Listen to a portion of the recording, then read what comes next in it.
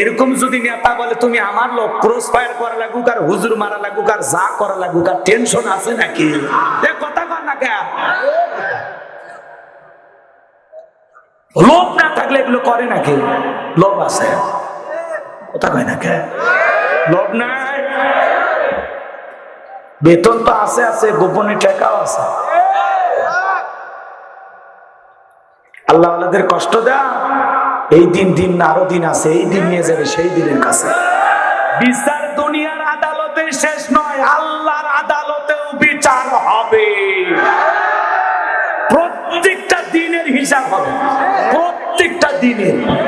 Ready থাকেন, কি করেছেন হিসাবের খাতা ভালো করে খুলে দেখেন।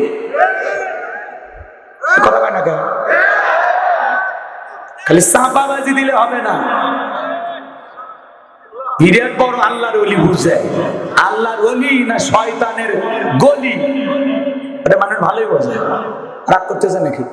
তাম পৃথিবীর জালেমদের টার্গেট খালি মুসলমান আর ইসলাম। কথা বলেন নাকি? চুলকানি খালি ইসলাম নিয়ে। আপনি নোংরামি করেন, অশ্লীলতা করেন, কেউ বাধা দেবে না। এই কথা বলেন নাকি? এই গান হারাম, এটা শোনার জন্য কেউ কাউকে গ্রেফতার করে? টেলিভিশন দেখতেছে, নাচানাচি করতেছে, ডিজে পার্টি করতেছে, হলুদ পার্টি করতেছে, এগুলোর জন্য কেউ কাউকে গ্রেফতার করে? হক কথা বলছে, সুদের কথা বলছে, ঘুষের কথা বলছে, আল্লাহর আইনের কথা বলছে, জমিনে ইসলাম কায়েম করার কথা বলেছে, তখনই তাদের উপরে কি বুঝলেন? এই জমিন কার? আল্লাহর জমিনে আল্লাহর আইন প্রতিষ্ঠিত হোক, এটা আমরা চাইতে পারি না? ইমানদার হিসেবে এটা আমার চাওয়ার অধিকার নাই? এটা বললে অপরাধী, কোনো সমস্যা নাই। দুনিয়াতে ফাঁসি হলে একবার, কিন্তু আল্লাহর আদালতে তোমাদের যখন ফাঁসি হবে কতবার হবে আর কত লোকের জন্য হবে, রেডি থাকেন। আল্লাহ হেদায়েত দান করুন, জোরে বলেন আমিন। আল্লাহ ওয়ালাদের কষ্ট দেন না। এটা গরুর গোশত খাওয়ার কারণে আপনি মুসলমান মারেন? হ্যাঁ, কথা বলেন।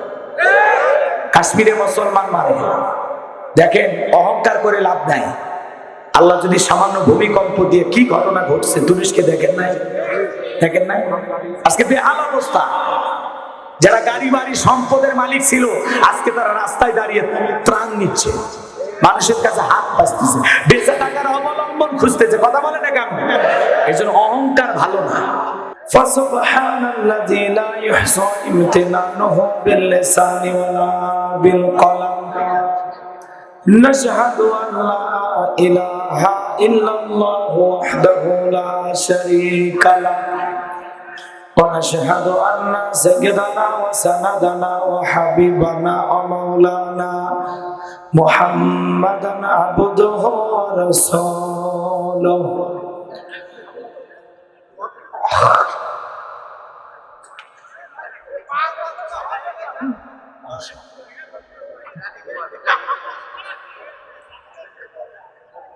الذي أرسله بالحق بشيرا ونذيرا وداعيا إلى الله بإذنه وسراجا وقمرا منيرا فقد قال الله تعالى في كلامه المجيد وفي فرقانه الحميد شغل جوان سر محبت آواز دے پرن أعوذ بالله من الشيطان الرجيم بسم الله الرحمن الرحيم إن الذين قالوا ربنا الله ثم استقاموا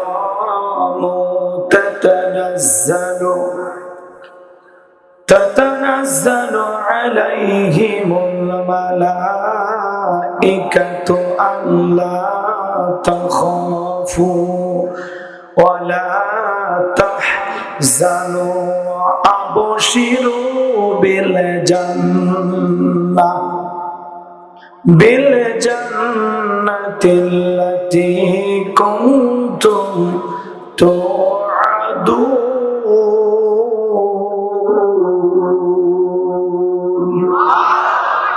صدقت يا رب العالمين.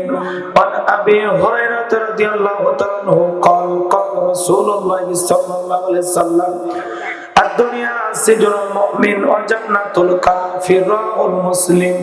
وقال تعالى في شأن حبيبي إن الله وملائكته يصلون على النبي يا أيها الذين آمنوا صلوا عليه وسلموا تسليما.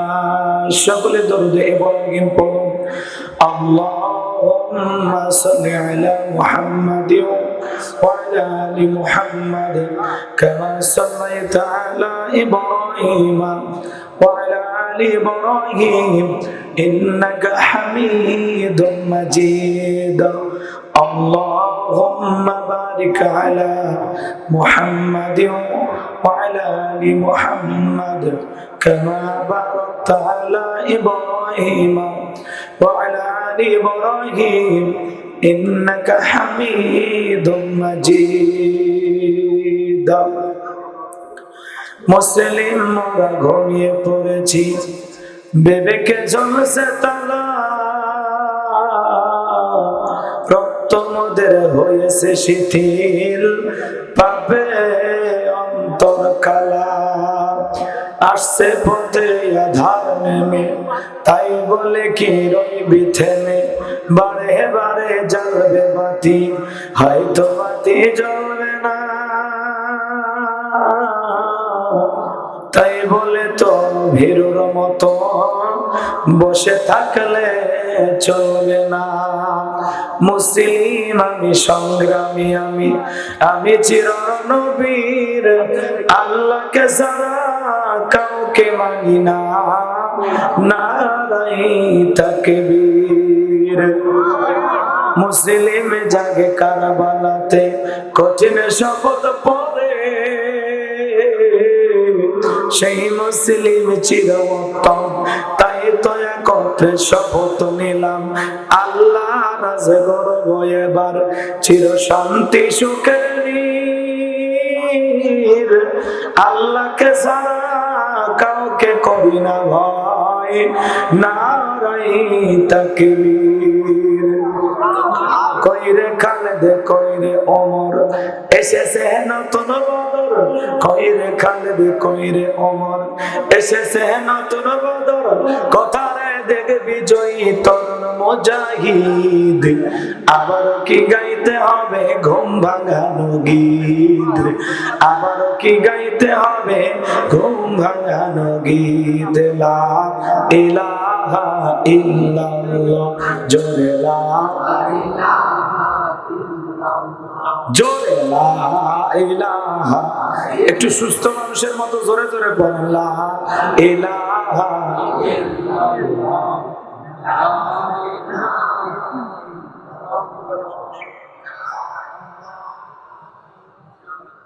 জোরে লা ইলাহা ইল্লাল্লাহ, জোরে লা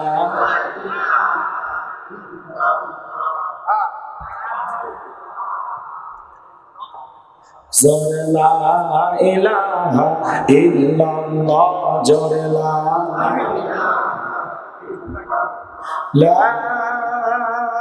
ইলাহা ইল্লাল্লাহ মুহাম্মাদুর রাসূলুল্লাহ। জবান সরে একবার কে পড়ছি সাল্লাল্লাহু আলাইহি ওয়াসাল্লাম। বাংলাদেশের ঐতিহ্যবাহী চুয়াডাঙ্গা জেলা আলমডাঙ্গা থানার অন্তর্গত রামদিয়া কাইপাড়া যুব সমাজের উদ্যোগে আজকের দ্বিতীয় বার্ষিক তাফসীরুল কোরআন মাহফিলের সম্মানিত সুযোগ্য অনারেবল প্রেসিডেন্ট, বিশিষ্ট সমাজসেবক, শ্রদ্ধাভাজন ব্যক্তিত্ব জনাব আলহাজ মোহাম্মদ মনিরুজ্জামান মন্টু, আল্লাহ পাক তার গোলামকে হায়াতে তৈয়বা সিদ্দিকুল্লাহ দান করুন, সকল আমিন। আজকের প্রোগ্রামের প্রধান অতিথি, সম্মানিত চেয়ারম্যান জনাব তাফসীর আহমেদ মল্লিক লাল, আল্লাহ পাক তার গোলামকে হায়াতে তৈয়বা সিদ্দিক কুলিয়া দান করুন, সকলে বলুন আমিন। আজকের প্রোগ্রামের বিশেষ অতিথি জনাব মোহাম্মদ কফিল উদ্দিন, আল্লাহ পাক তার গোলামকে হায়াতে তৈয়বা সিদ্দিক কুলিয়া দান করুন, সকলে বলুন আমিন। আজকের প্রোগ্রামে আলোচনায় বিবরণ করেছেন হাফেজ মোহাম্মদ আশরাফুল ইসলাম। কথা বলেছেন আমার প্রিয় ভাই, যিনি কষ্ট করে আমাকে দাওয়াত দিয়েছেন, বিশিষ্ট ইসলামী চিন্তাবিদ, মুফাসসির কোরআন, চুয়াডাঙ্গা জেলার কৃতি সন্তান হযরত মাওলানা মোহাম্মদ হোসেন আহমেদ মাহফুজ দামাত বারকাতুহু আলিয়া। আল্লাহ পাক তার গোলামের কণ্ঠ দ্বীনের জন্য, ইসলামের জন্য, কোরআনের ময়দানের জন্য কবুল করুন, সকলে বলুন আমিন। মাগরিব থেকে এখন পর্যন্ত যত উলামায়ে ইকরাম কথা বলেছেন, আল্লাহ সকলের জবান কোরআনের ময়দানের জন্য কবুল করুন, সকলে বলুন আমিন।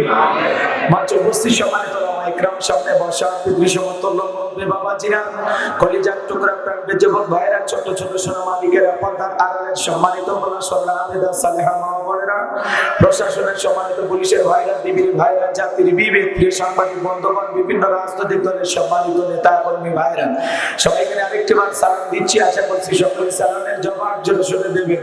আসসালামু আলাইকুম ওয়া রাহমাতুল্লাহি ওয়া বারাকাতুহু। মহান মালিকের দরবারে এক বাক্যে শুকরিয়া আদায় করে বলছি আলহামদুলিল্লাহ।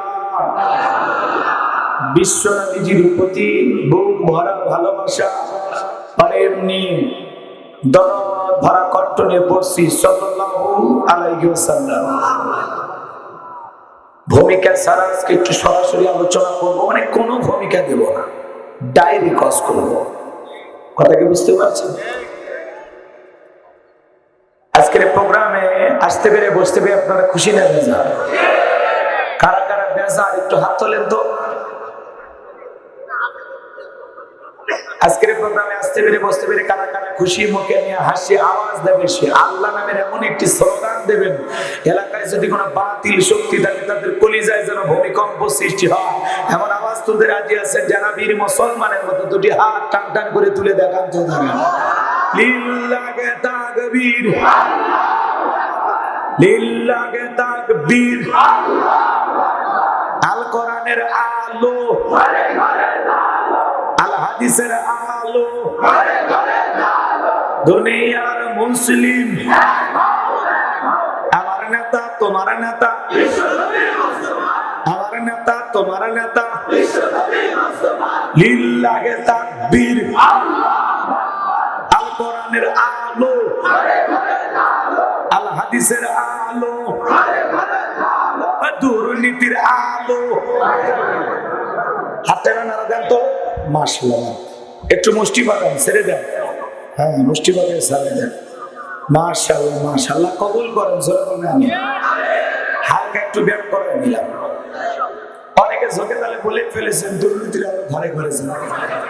বাংলাদেশে দুর্নীতি দমন কমিশন আছে না নাই? এরপরে দুর্নীতি কমেছে নাকি ডিজিটাল খাতে বেড়ে চলেছে? দিন যত করাচ্ছে দুর্নীতির পাল্লা তত ভারী হচ্ছে, কথা বলেন ঠিক কিনা? আমরা চাই বাংলাদেশ দুর্নীতি মুক্ত, আল্লাহ কবুল করুন, ছেলে বলতে আমিন। আমরা চাই বাংলাদেশ মাদক মুক্ত, আল্লাহ কবুল করুন, ছেলে বলতে আমিন। আমরা চাই বাংলাদেশ দুর্ভিক্ষ মুক্ত, আল্লাহ কবুল করুন, ছেলে বলতে আমিন। আমরা চাই বাংলাদেশ যৌতুক মুক্ত, আল্লাহ কবুল করুন, ছেলে বলতে আমিন। সম্মানিত ভাইরা, আমার ভূমিকা লম্বা কথা নয়, সরাসরি মূল আলোচনায় প্রবেশ করতে চাই। তারপরে দু একটি কথা না বললে নয়, আমরা যত জায়গায় বলি এক শ্রেণীর মানুষ আছে দেখে বলে হুজুর সাবধানে আলোচনা করবেন, ভুলে যাবেন এলাকা কার। ওদের কথার সাইজ শুনে মনে হয় এলাকা ওর বাবা।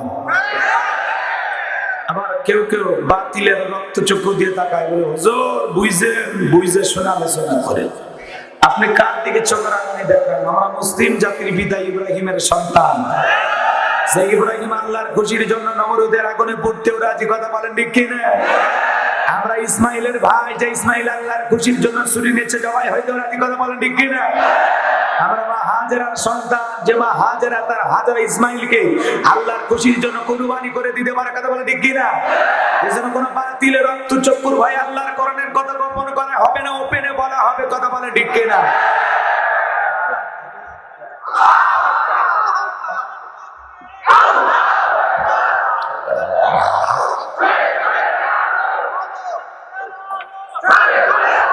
সম্মানিত ভাইরা আমার, প্রাণ ভরে আমি কোরআন এবং সুন্নাহর আলোকে যুগ উপযোগী কিছু কথা বলবো। আপনাদের কষ্ট হবে?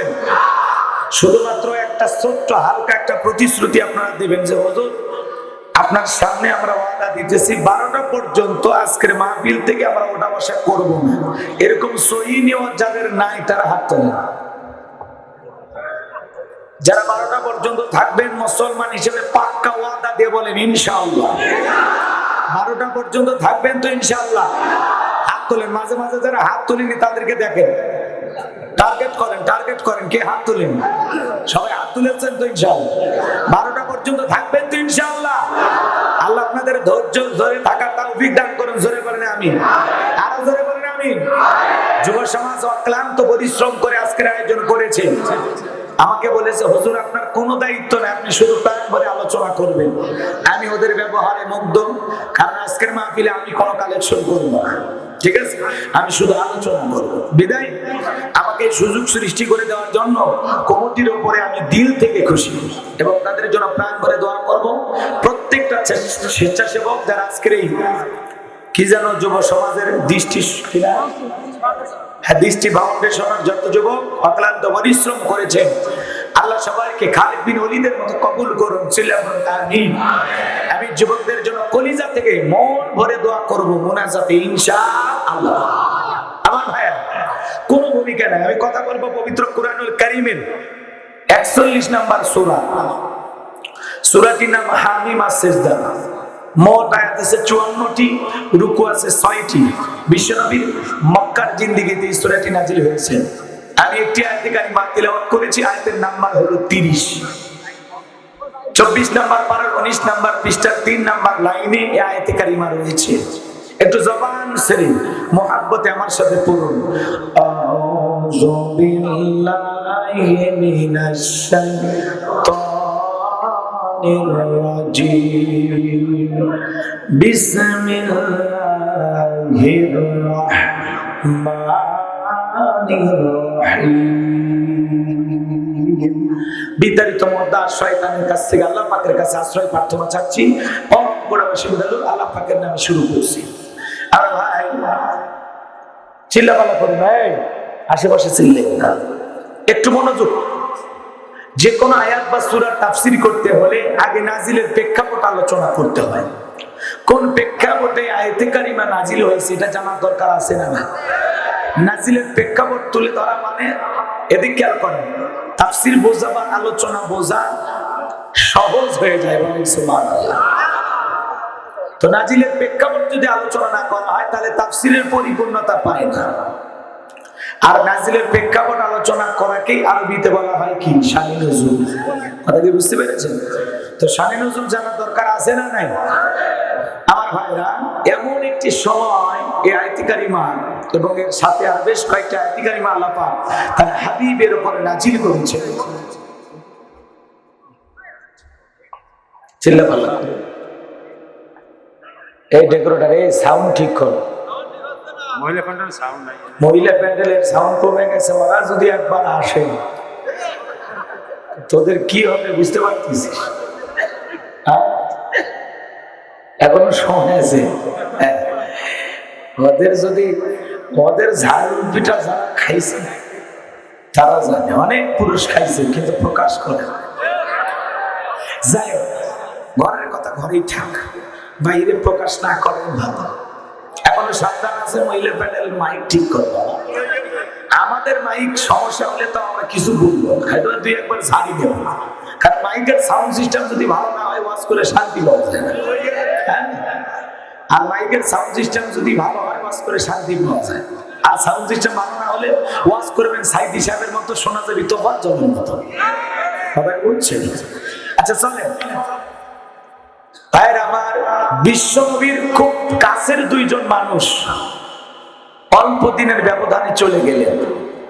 একটা চাচা আবু তালিব, আর একটা হলেন আম্মা জান খাদিজাতুল কুবরা রাদিয়াল্লাহু তাআলা আনহা। তাহলে মনের অবস্থা ভালো না খারাপ? বিশ্বনবীর মনের অবস্থা ভালো না খারাপ? আবু তালিব আগলায় রাখতেন আম্মা জান ঘরে আল্লাহ রসুলকে বড় মহব্বত করতেন, সান্ত্বনা দিতেন, ধন দৌলত যা ছিল সব দিয়েছেন। আল্লাহু আকবার বলেন। দুইটা প্রিয় মানুষ নাই। আবার যারা ইসলাম ধর্ম গ্রহণ করে তাদের উপরে নানান ধরনের নির্যাতন জুলুম, এরপরেও ভরা অন্তরের ভিতরে ব্যথা নিয়ে, কষ্ট মন নিয়ে চলে গেলেন তাইফে। তাইফে যা যখন দিনের দাওয়াত দিতে লাগলেন, কাফেররা তো দাওয়াত গ্রহণ করলেনই না, উল্টো পাথরে নিক্ষেপ করে আল্লাহ রাসূলের জান্নাতি শরীর মোবারক থেকে রক্ত ঝরিয়ে ফেলেছে। যায়েদ বিন হারেসা বলেন, আমি যখন বিশ্ব নবীর পা থেকে জুতা মোবারক খুলতে গেলাম, আমি দেখি রক্তের সাথে জুতা জমা পেয়েছে। আল্লাহ রাসূলের জুতার ভিতরে রক্ত জমা পেয়ে আছে।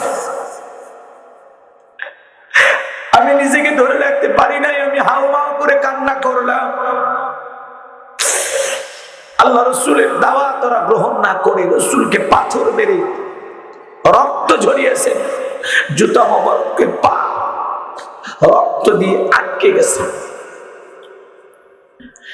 কষ্ট শ্রান্ত মন নিয়ে বিশ্বনবী যখন মক্কায় চলে আসলেন, 19 দিন বিশ্বনবীজির উপরে ওহী আসা বন্ধ। কাফেররা সমালোচনা শুরু করলো, সাহাবায়ে কেরামদেরকে বলতে লাগলো, কই তোমাদের মুহাম্মদ সাল্লাল্লাহু আলাইহি ওয়াসাল্লাম তো নতুন করে আর কিছু বলে না, তার আল্লাহ কি তারে ভুলে গেল, ছেড়ে দিল? জোরে বলে নাউজুবিল্লাহ। সাহাবায়ে কেরামদেরকে নিয়ে তারা ঠাট্টা বিদ্রুপ শুরু করলো। সাহাবায়ে কেরামরা মনে মনে কষ্ট পাচ্ছেন, কি হলো, ওহী কেন বন্ধ?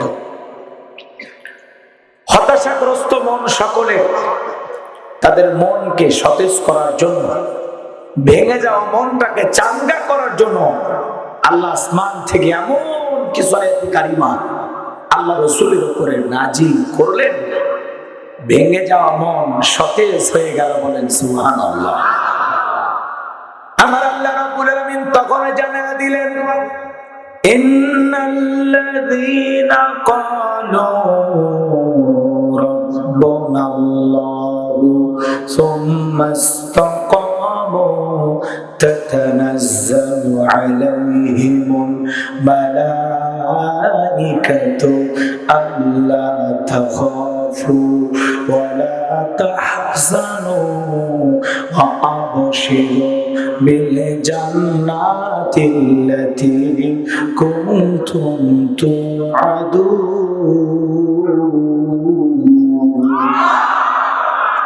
আমার আল্লাহ রাব্বুল আলামিন জানা দিলেন, সরল অনুবাদ বলতেছি। আমার আল্লাহ বলেন, ইন্নাল্লাযীনা ক্বালু রাব্বুনাল্লাহ, নিশ্চয়ই যারা বলে আমি তাদের রব, সুম্মা ইসতাকামু, এতঃপর বিচল থাকে, তাতানাজ্জালু আলাইহিমুল মালাইকা, তাদের উপরে আসমান থেকে ফেরেশতা অবতীর্ণ হয়। ফেরেশতা নাজিল হয়ে বলে, আল্লাহ তাখাফু, ভয় পেও না, ওয়ালা তাহজানু, চিন্তা করো না, ওয়া আবশিরু বিল জান্নাতিল্লাতী কুনতুম তুআদুন। তোমাদের জন্য যে জান্নাতের প্রতিশ্রুতি দেওয়া হয়েছে, সেই জান্নাত তোমরা গ্রহণ করো, এই জান্নাত পেয়ে তোমরা আনন্দিত হও। বলেন সুবহানাল্লাহ। একটু মনোযোগ বাড়াবেন, পড়াভাষা করবেন না। আমি যুবক মানুষ, শ্রোতা উঠলে আমার মাথা গরম হয়। 12টা পর্যন্ত ওয়াদা দিয়েছেন, এরপরে যদি ভালো লাগে টাইম বাড়ায় দেব, আর ভালো না লাগলে মুনাজাত করে দেব। একটু খালি আমার 1 ঘন্টা করণের মহব্বতে দেন, একটু এদিকে খেয়াল করেন। ইন্নাল্লাযীনা ক্বালু রাব্বুনাল্লাহ, ভালো করে বোঝেন। ইন্না মানে কি? নিশ্চয়। লাযীনা মানে যারা, ক্বালু মানে বলে। রাব্বুনাল্লাহ, আমাদের রব। সুম্মা ইসতাকামু, এতঃপর অবিচল অটল থাকে, ইস্তেকামাত থাকে, দৃঢ় থাকে, এ কথার উপরে 100% মজবুত থাকে, একটু নড়চড় করা যাবে না। আপনারা আইলা, নারগিস, হুদহুদ এগুলো দেখেছেন? দেখেননি? ঝড় তুফান দেখেননি? বিশাল বিশাল রাস্তাতে গাছ, এই আইলা, নারগিস, হুদহুদ, ঘূর্ণিঝড় এগুলো যখন আসে, ঝড়ের আঘাতে অনেক গাছ পড়ে যায়। আর কিছু কিছু গাছ দাঁড়িয়ে থাকে, এটার নামই হলো সুন্নাস্তাকাম। ইস্তেকামাত থাকা, দৃঢ় থাকা, মজবুত থাকা। আপনি দিন মানতে গেলে, কোরআন মানতে গেলে, ইসলামের পথে চলতে গেলে আপনার উপরে ঝড় আসবে, তুফান আসবে, ঘূর্ণিঝড় আসবে, আইলা আসবে, নারগিস আসবে, আপনার উপরে জেল জুলুম নির্যাতন আসবে, হুমকি আসবে, ধমকি আসবে, থাকতে পারবেন না এলাকায়, কষ্ট দিবে আপনাকে, স্ত্রীর কাছে ঘুমাইতে পারবেন না, কষ্ট দিবে আপনাকে, হাজার নির্যাতন জুলুমের উপরেও আপনাকে এই কথার উপরে ইস্তেকামাত থাকতে হবে, সুম্মাস্তাকামু, পাটাকে মজবুত করে রাখতে হবে। কথা বলে ঠিক কিনা? ইন্নাল্লাযিনা ক্বালু রাব্বুনা আল্লাহ, নিশ্চয়ই যারা বলে আমি তাদের রব, আমাদের রব আল্লাহ। মুমিনের রব কে? একটু মনোযোগ দিয়ে কথাগুলো শুনবেন। ইন্নাল্লাযিনা ক্বালু রাব্বুনা আল্লাহ, নিশ্চয়ই যারা বলে আমি তাদের রব, সুম্মাস্তাকামু, এই কথার উপরে যারা দৃঢ় থাকে, মজবুত থাকে, ইস্তেকামাত থাকে, অবিচল অটল থাকে, তাদেরকে নিয়ে আজকের এই ওয়াজ। ওই হালকা ধাক্কায় ভেঙে পড়ে, ওই মিছিল দেখে বাড়ি দৌড়ে যায়। হ্যাঁ, একটু অবস্থা ভালো থাকলে দাড়ি রাখে, আবার ওটা কেটে ফেলে দেখবে না, দাড়ি দেখলে যদি জঙ্গি করে ভিতরে ঢুকে। এদের জন্য ওয়াজ দান, যারা দৃঢ় থাকে, মজবুত থাকে, হাজারো মামলা নির্যাতন জুলুমে যারা ভয় করে না। কথাকে বোঝা গেল? একটু মনোযোগ বাড়ান। ডান হাতটা আসমানের দিকে তুলে শাহাদত আঙ্গুলি দ্বারা ইশারা করে দিয়ে বলেন তো আমাদের রব কে? হয়নি, জোরে ডাক দিয়ে বলেন তো আমাদের রব কে? আরেকবার জোরে ডাক দিয়ে বলেন তো কে? চিৎকার মেরে বলেন আল্লাহ। ভালোবাসা নিয়ে ডাক দিয়ে বলেন আল্লাহ। আরেকবার বলেন আল্লাহ। আপনার মানে এই যে আল্লাহ আল্লাহ বলে ডাক দিলাম, আমাদের আল্লাহ খুশি না বেজার? দুনিয়াতে যদি বাবাকে ডাক দেয়, বাবা বাবা, ও বাবা, অত বাবা বাবা করিস কেন, তোর কি হয়েছে, মির কি ব্যারাম হয়েছে? যদি মাকে ডাকবেন মা মা, ও মামা, অত মিয়া মিয়া করিস কেন, তোর কি মরার টাইম হয়েছে? যদি ভাইকে ডাক দেন ভাই ভাই, বড় ভাই, লিটন ভাই, সাধু ভাই, চুপ। আরেকবার ভাই ভাই বললে তুলে আসান মারবো, ঘুরি বের করবো, ভাই ভাই। হুজুর এই কথা কি হাসানোর জন্য বলতেছেন? না। কেন বললেন শোনেন। দুনিয়াতে যদি অতিরিক্ত কয়েকবার বাবাকে বাবা বলে ডাক দেওয়া হয়, অত বাবা বাবা শুনতে বাবার ভালো লাগে না। দুনিয়াতে যদি মাকে অতিরিক্ত মা মা বলে ডাক দেওয়া হয়, অত মা মা শুনতে মায়েরও ভালো লাগে না, মায়ের মেজাজ গরম হয়। ভাইকে যদি অতিরিক্ত কয়েকবার ভাই ভাই বলে ডাকেন, অত ভাই ভাই শুনতে ভাইয়েরও ভালো লাগে না, ভাইয়ের মেজাজ গরম হয়। কিন্তু এমন এক সৃষ্টিকর্তা, এমন এক স্রষ্টা, এমন এক আল্লাহ পেয়েছি, কোটি কোটি বার ডাক দিলেও বিরক্ত হন না যিনি, তিনি কে? তত আপনার মর্যাদা বাড়বে বেশি। বলেন সুবহানাল্লাহ। আল্লাহ পাক জানায়া দিলেন, ইন্নাল্লাযিনা ক্বালু রাব্বুনা আল্লাহ, নিশ্চয়ই যারা বলে আমি তাদের রব, আমাদের রব। রূহের জগতে আল্লাহ পাক আপনাকে আমাকে প্রশ্ন করলেন, আলাস্তু বিরাব্বিকুম, আমি কি তোমাদের রব নই? সেদিন আমরা সবাই জবাব দিয়ে বলেছিলাম ক্বালু বালা, অবশ্যই আপনি আমাদের রব। আল্লাহু আকবার বলে। এই পৃথিবীতে আসার পর জীবনের পরতে পরতে যে সূরাটা বেশি তিলাওয়াত করি, যেই সূরাটি তিলাওয়াত না করলে আমাদের সালাত হয় না, সূরাতুল ফাতিহার 1 নাম্বার আয়াত। জবান ছেড়ে সবাই একবার পড়ুন, আলহামদুলিল্লাহি রাব্বিল আলামিন। সমস্ত প্রশংসা, যাবতীয় প্রশংসার একমাত্র মালিক তিনি, সৃষ্টিকুলের রব, আমাদের প্রতিপালক, আমাদের আল্লাহ যিনি। বলেন আল্লাহু আকবার। এই আয়াতের ভিতরে রব শব্দ আছে না নাই? এরপর আল্লাহ পাক জানায়া দিলেন, ইকরা বিসমি রাব্বিকাল্লাযী খলাক, পড়ো তোমার রবের নামে যিনি তোমাদেরকে সৃষ্টি করেছেন। এই আয়াতের ভিতরে রব শব্দ আছে না নাই? রবের জ্ঞান শিক্ষা দেওয়া হয় কোথায়? মসজিদ, মাদ্রাসা নাকি কলেজে? কলেজ স্কুলে রবের জ্ঞান শিক্ষা দেওয়া হয়। রবের জ্ঞান শিখতে হলে কোথায় যাওয়া লাগবে? মাদ্রাসায়। কথা বলে ঠিক কি না? মাদ্রাসার ছোট ছোট বাচ্চা 5-7 বছর বয়স হিসাব করে ঢেলেগুলো ব্যবহার করে, বাড়িতে এসে মা বাবাকে সালাম দেয়। আর কত ছেলে কলেজে পড়াশোনা করে, এলাকায় এসে গাড়ি চালাইতে চাইতে পালসার ব্রেক কইরা বোঝেন না, সেন্টার টান দিয়ে কুকুরের মতো দাঁড়িয়ে থেকে পেশাব করে বসে। আছে না নাই? ছোট বাচ্চা মাদ্রাসায় পড়ে উস্তাদ বলেছে, বাবা যারা পেশাব থেকে পবিত্রতা অর্জন করে না তাদেরকে কবরে শাস্তি ভোগ করতে হবে। কথা বলে ঠিক না? হে মুসলমান, হে মুসলমান, মুসলমানের জন্য দাঁড়িয়ে পেশাব করা জায়েজ না হারাম? মুসলমানের জন্য ঢেলেগুলো ব্যবহার করার দরকার আছে না নাই? আপনি পেশাব করে ঢেলে টিস্যু কিছু না নিয়ে আপনি ওই জায়গায় ওইভাবে রেখে দেন, টপ টপ করে পরে লুঙ্গি প্যান্টটা মেখে যায়, পরে তো সেন্টার সুন্দরী বের হয় নাকি? কম আপনার শরম করে না?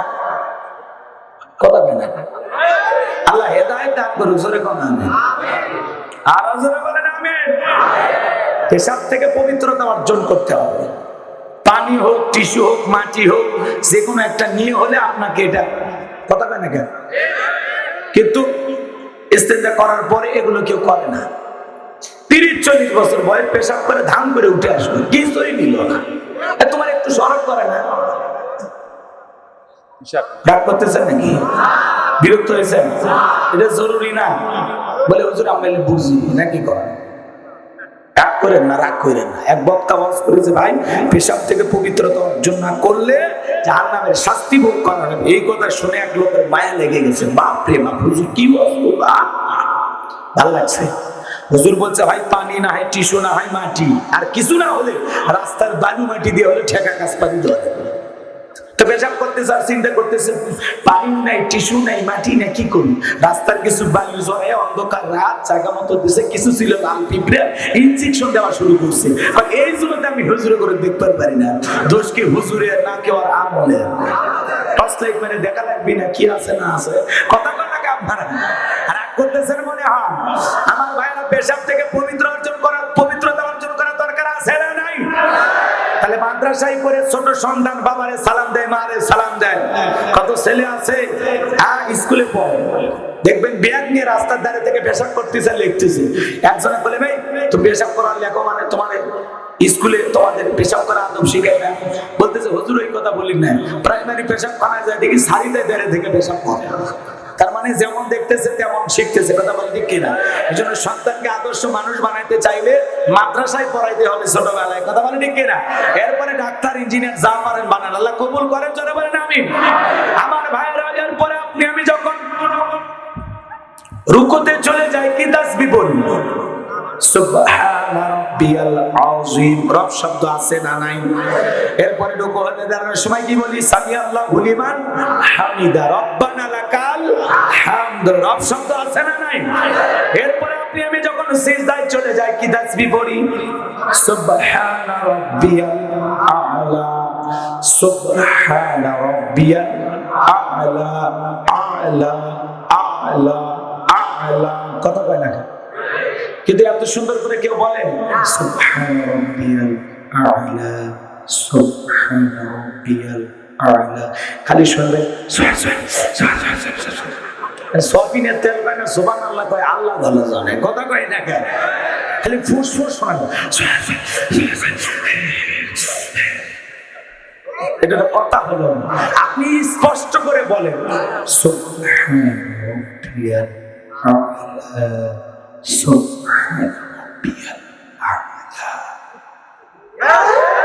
এরপরে সিজদায় গিয়ে তাসবিহ বললেন, নামাজ যখন শেষ হয়ে যায় আল্লাহর কাছে হাত তুলে দোয়া করেন। কি বলেন?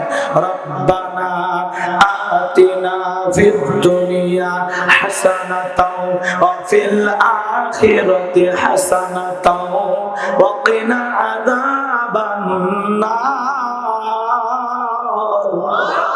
সূরা বাকারার 201 নম্বর আয়াত। আল্লাহর কাছে প্রার্থনা করে বললাম, হে আমাদের রব, আমাদেরকে দুনিয়ার কল্যাণ দান করো, আখিরাতের কল্যাণ দান করো, আর ওই কঠিন জাহান্নামের আগুন থেকে মুক্তি দাও। তাহলে ইহকাল পরকালের কল্যাণ দেওয়ার একমাত্র মালিক কে? জাহান্নাম থেকে মুক্তি দেওয়ার মালিক কে? পবিত্র কোরআনুল কারীমের সর্বশেষ যে সূরা, সূরাটির নাম হলো নাস। তার 1 নম্বর আয়াত, কুল আউযু বিরাব্বিন নাস। রব শব্দ আছে না নাই? জীবনের পরতে পরতে রব পবিত্র কোরআনুল কারীমের 1 নয় 2 নয় 175 জায়গায় রব শব্দ রয়েছে। বলেন আল্লাহু আকবার। একটু মনোযোগ বাজার গো আমার। আজ হোক কাল হোক, আপনি আমি যখন মারা যাব, মসজিদের মাইকে যখন এলান জারি হবে, উত্তর পাড়ার অমুক ব্যক্তি বেঁচে নাই, ইন্না লিল্লাহি ওয়া ইন্না ইলাইহি রাজিউন। আপনার আমার মৃত্যুর সংবাদ শোনার পর ছেলেটা কেঁদে বলবে বাবা নাই, মেয়েটা কেঁদে বলবে বাবা নাই, প্রিয়তমা স্ত্রী কেঁদে বলবে আমার স্বামী নাই, মা বাবা বেঁচে থাকলে বলবে কলিজার ধনটা হারাইলাম।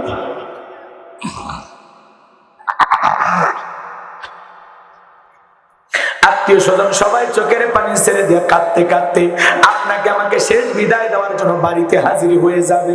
এ বাজান গো আমার, আপনার আমার দেখে রঙিন পোশাক কইলা মশারি নিচে শোয়া দিয়া পুরাতন চাদর দিয়ে দেহটা ঢাকে রাখবে। ছেলেটা কেঁদে বলবে ছোট বোঝে না, বলবে মা বাবা কতদিন গোসল কাটাই গোসল করলো, আজকে কোন বাবার দেহটা এইভাবে শুয়ে রাখা হয়েছে। মেয়েটা না বুঝে বলে মা কেন বাবা এইভাবে শুয়ে আছে, নড়ে না চলে না, অন্য মানুষ কেন বাবারে গোসল করাইয়া দেয়।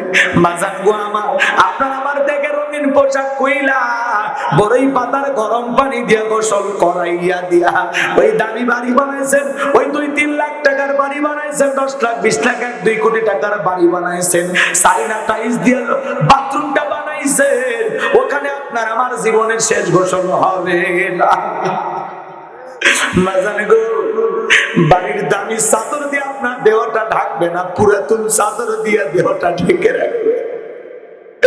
এইবার যখন উলঙ্গ করে আপনাকে আমাকে গোসল করাইয়া দিয়া সাদা কাপড়ের মধ্যে চকলেটের মতো মরাইয়া মসজিদের খাটিয়াতে আইনা 4 জন বরযাত্রী ধইরা এক কদম দু কদম করে কবর পর্যন্ত নিয়ে যায়, 3 জন যখন কবরের ভিতরে নামবে আপনার আমার লাশটা কবরে রাখার পর কবরটা থেকে দূর আকাশে একটু একটু দেখা যায়। এরপরে যখন বাঁশের বিছানা বিছায়া দিবে, বাঁশের ছিদ্রগুলো দিয়ে একটু কবরের ভিতরে আলো বাতাস প্রবেশ করে, এরপরে যখন কবরে মাটি দিয়া দেবে কবরটা হয়ে যাবে ঘর অন্ধকার। আত্মীয় স্বজন সবাই কবরে মাটি দিয়ে 1 পা 2 পা করে চলে আসবে, ওদের পায়ের আওয়াজ আপনি আমি শুনতে পাবো। কবর থেকে চিৎকার মেরে ডেকে বলবে আমাকে একা রেখে যাইও না, আমাকে একা রেখে যাইও না। কবরবাসীর চিৎকার দুনিয়ার কেউ শুনতে পাবে না। ওই কবরের ডানে মাটি বামে মাটি, মাটির হবে বিছানা, উপরেতে বাঁশের ছাউনি, কবর নাম তার ঠিকানা। ওই কবর বড় কঠিন জায়গা। বিশ্বনবী থেকে বলেন যে কবরে চলে গেল তার চাইতে অসহায় আর কেউ নাই, খবরের চাইতে ভয়ঙ্কর জিনিস আর কিছু হতে পারে না। আমার দয়ার নবীজি বলেন ক্বালা ক্বালা রাসূলুল্লাহ সাল্লাল্লাহু আলাইহি সাল্লাম ইন্নামাল কুবুরু রাউযাতুম মিন রিয়াদিল জান্নাহ আও হুফরাতুম মিন হুফারিন নার। তিরমিজি। বিশ্বনবী থেকে বলেন যে ব্যক্তির আমল ভালো, মৃত্যুর সঙ্গে সঙ্গে আল্লাহ পাক তার কবরটাকে জান্নাতের বাগান বানায় দিবেন, বলেন সুবহানাল্লাহ। আর যে ব্যক্তির আমল খারাপ, আও হুফরাতুম মিন হুফারিন নার, তার কবরটা হবে জাহান্নামের আগুনের গর্ত। ওই কবর বড় কঠিন জায়গা। এবার জানো আমার, ওই কবরে একবার যদি কেউ গুনাহ নিয়ে যায়, আমায় আমাল মিসকাল যারাতিন খায়রান ইয়ারা আমায় আমাল মিসকাল যারাতিন শাররান ইয়ারা।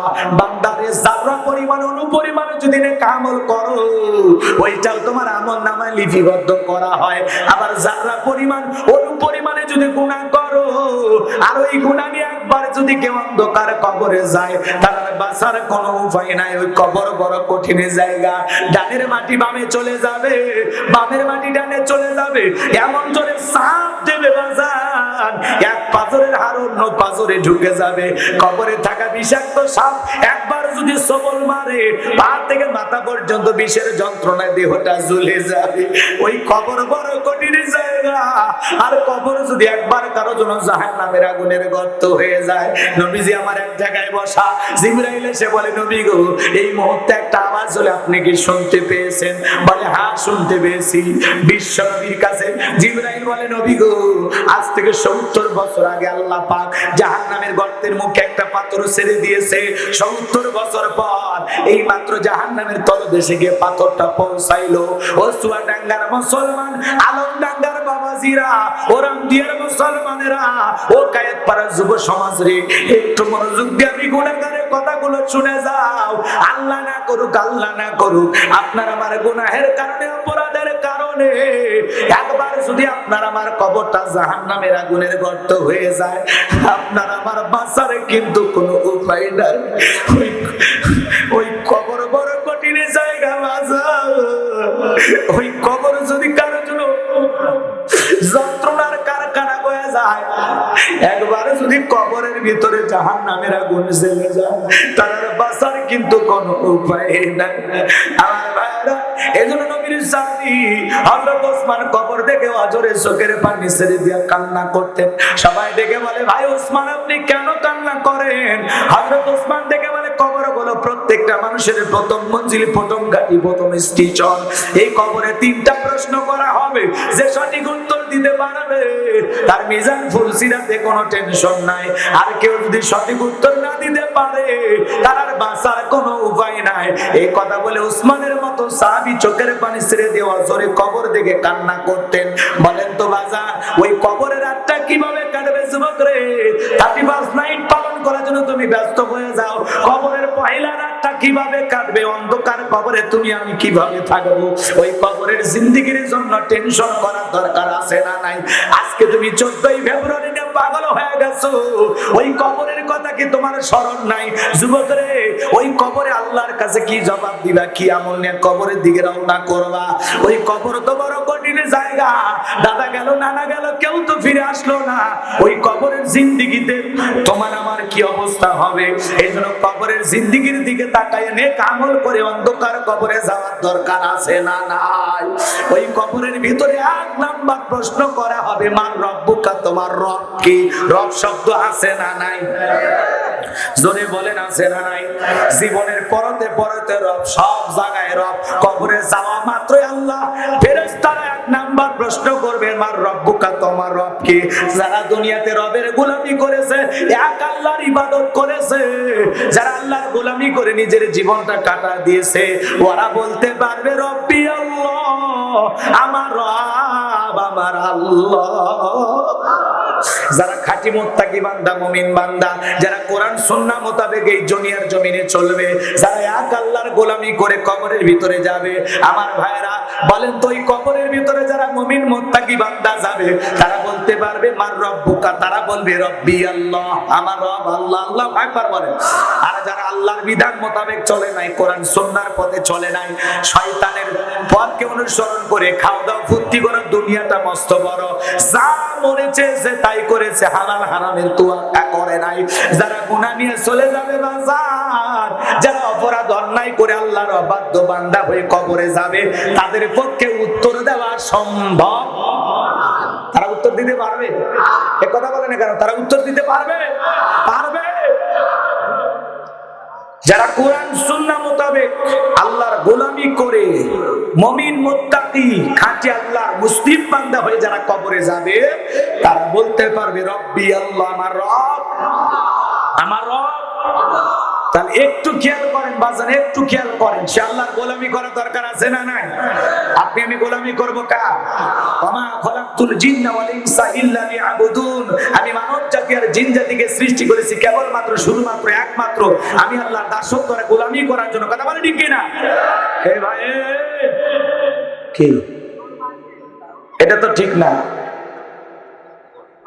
এই যে আপনারা যে 2-4 জন উঠে যাচ্ছেন, কি ওয়াদা ঠিক থাকলো আপনাদের?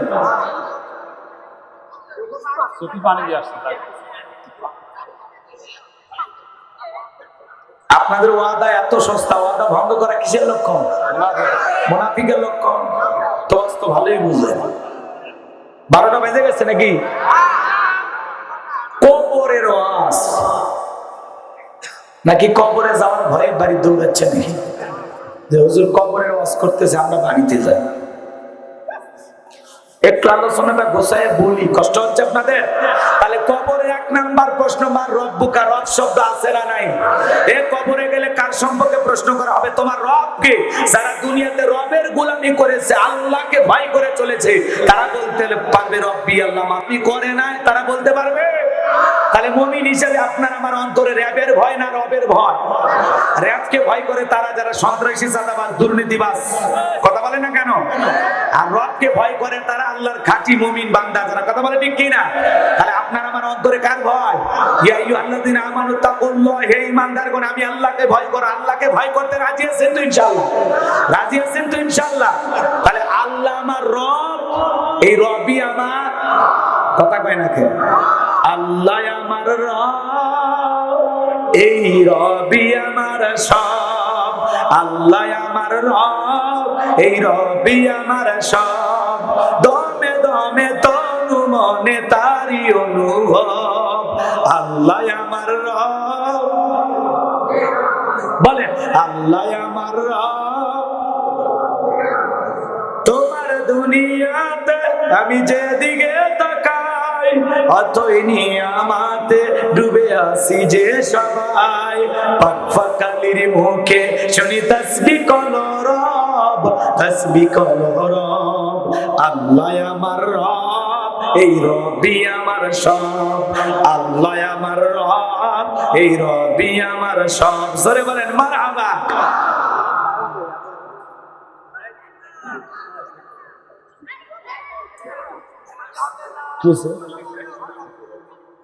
কি যায়নি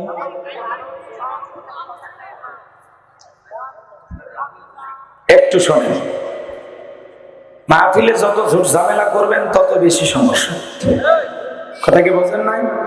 আমাকে আমার গতিতে চলতে দেন, আমি হিসাব নিকাশ করে কথা বলি, ঠিক আছে? আপনাদের কষ্ট হবে এমন কোনো কথা আমি বলবো না, ঠিক আছে?